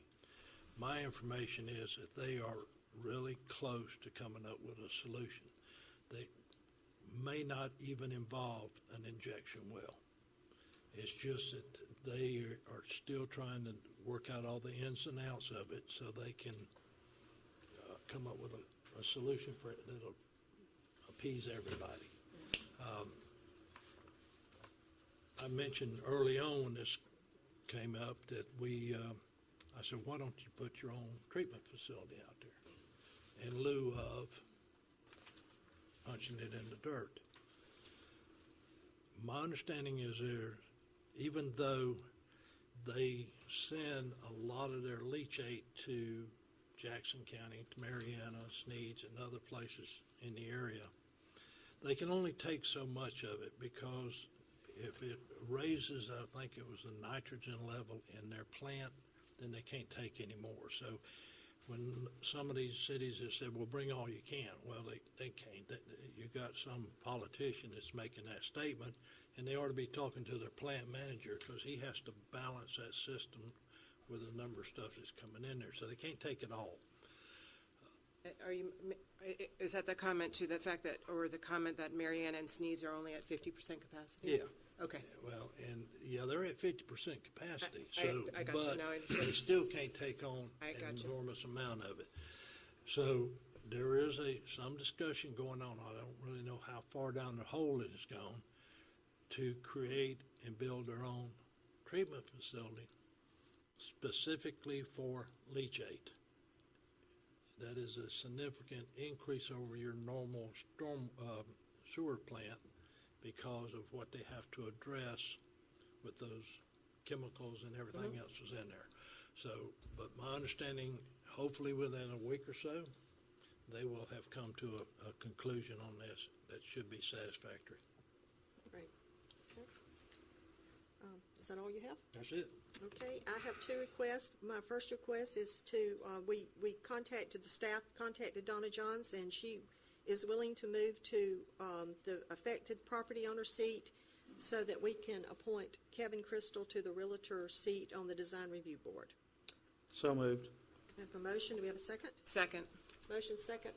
Any other discussion? Discussion from the audience? Seeing none, all in favor, say aye. Aye. Aye. Okay, and I switched the order on you. Is that okay? That's fine. Okay, my next item is I want to recognize the Vision Church at Christian International for impacting lives and bringing in revenue for 30 years.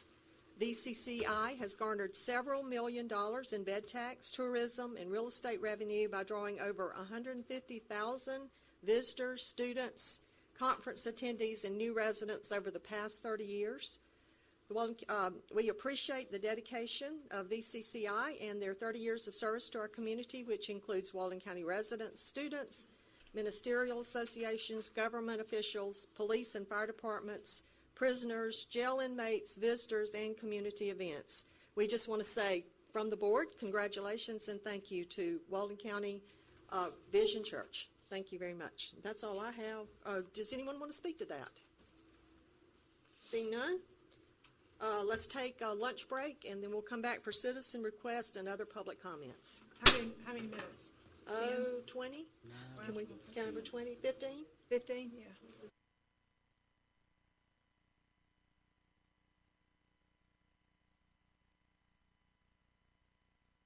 Citizen requests? Citizen requests. Okay, public comments. Do we have any public comments? You may raise your hand if you want to speak. You're supposed to sit in your seat and raise your hand, but come on up. My name's Linda Morse. I have an issue with recognizing one specific church over any other in this county. We have, in your own district, Ms. Jones, you have churches that have been here for over 100 years, and no county commission has ever recognized their service to the community. I think what you just did is a violation of the First Amendment, and I'm going to talk to the American Civil Liberties Union. Is that all you have? Goodbye. Anybody else have a public comment? Seeing none, let's move on to planning and development. Matt Carpenter.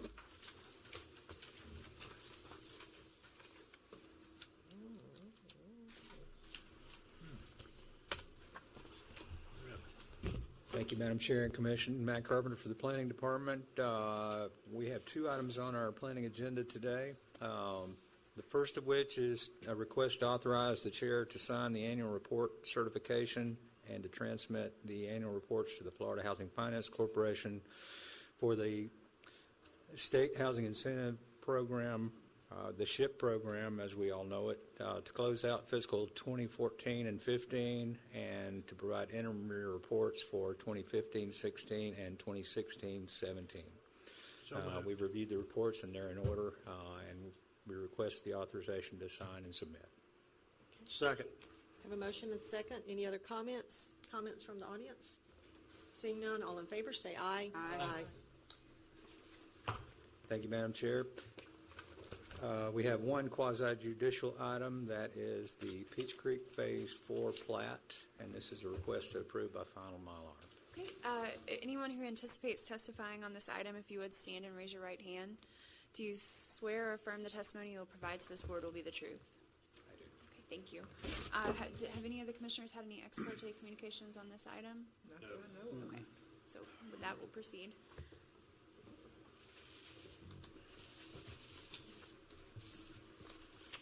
This is the next to last phase in the Peach Creek master plan.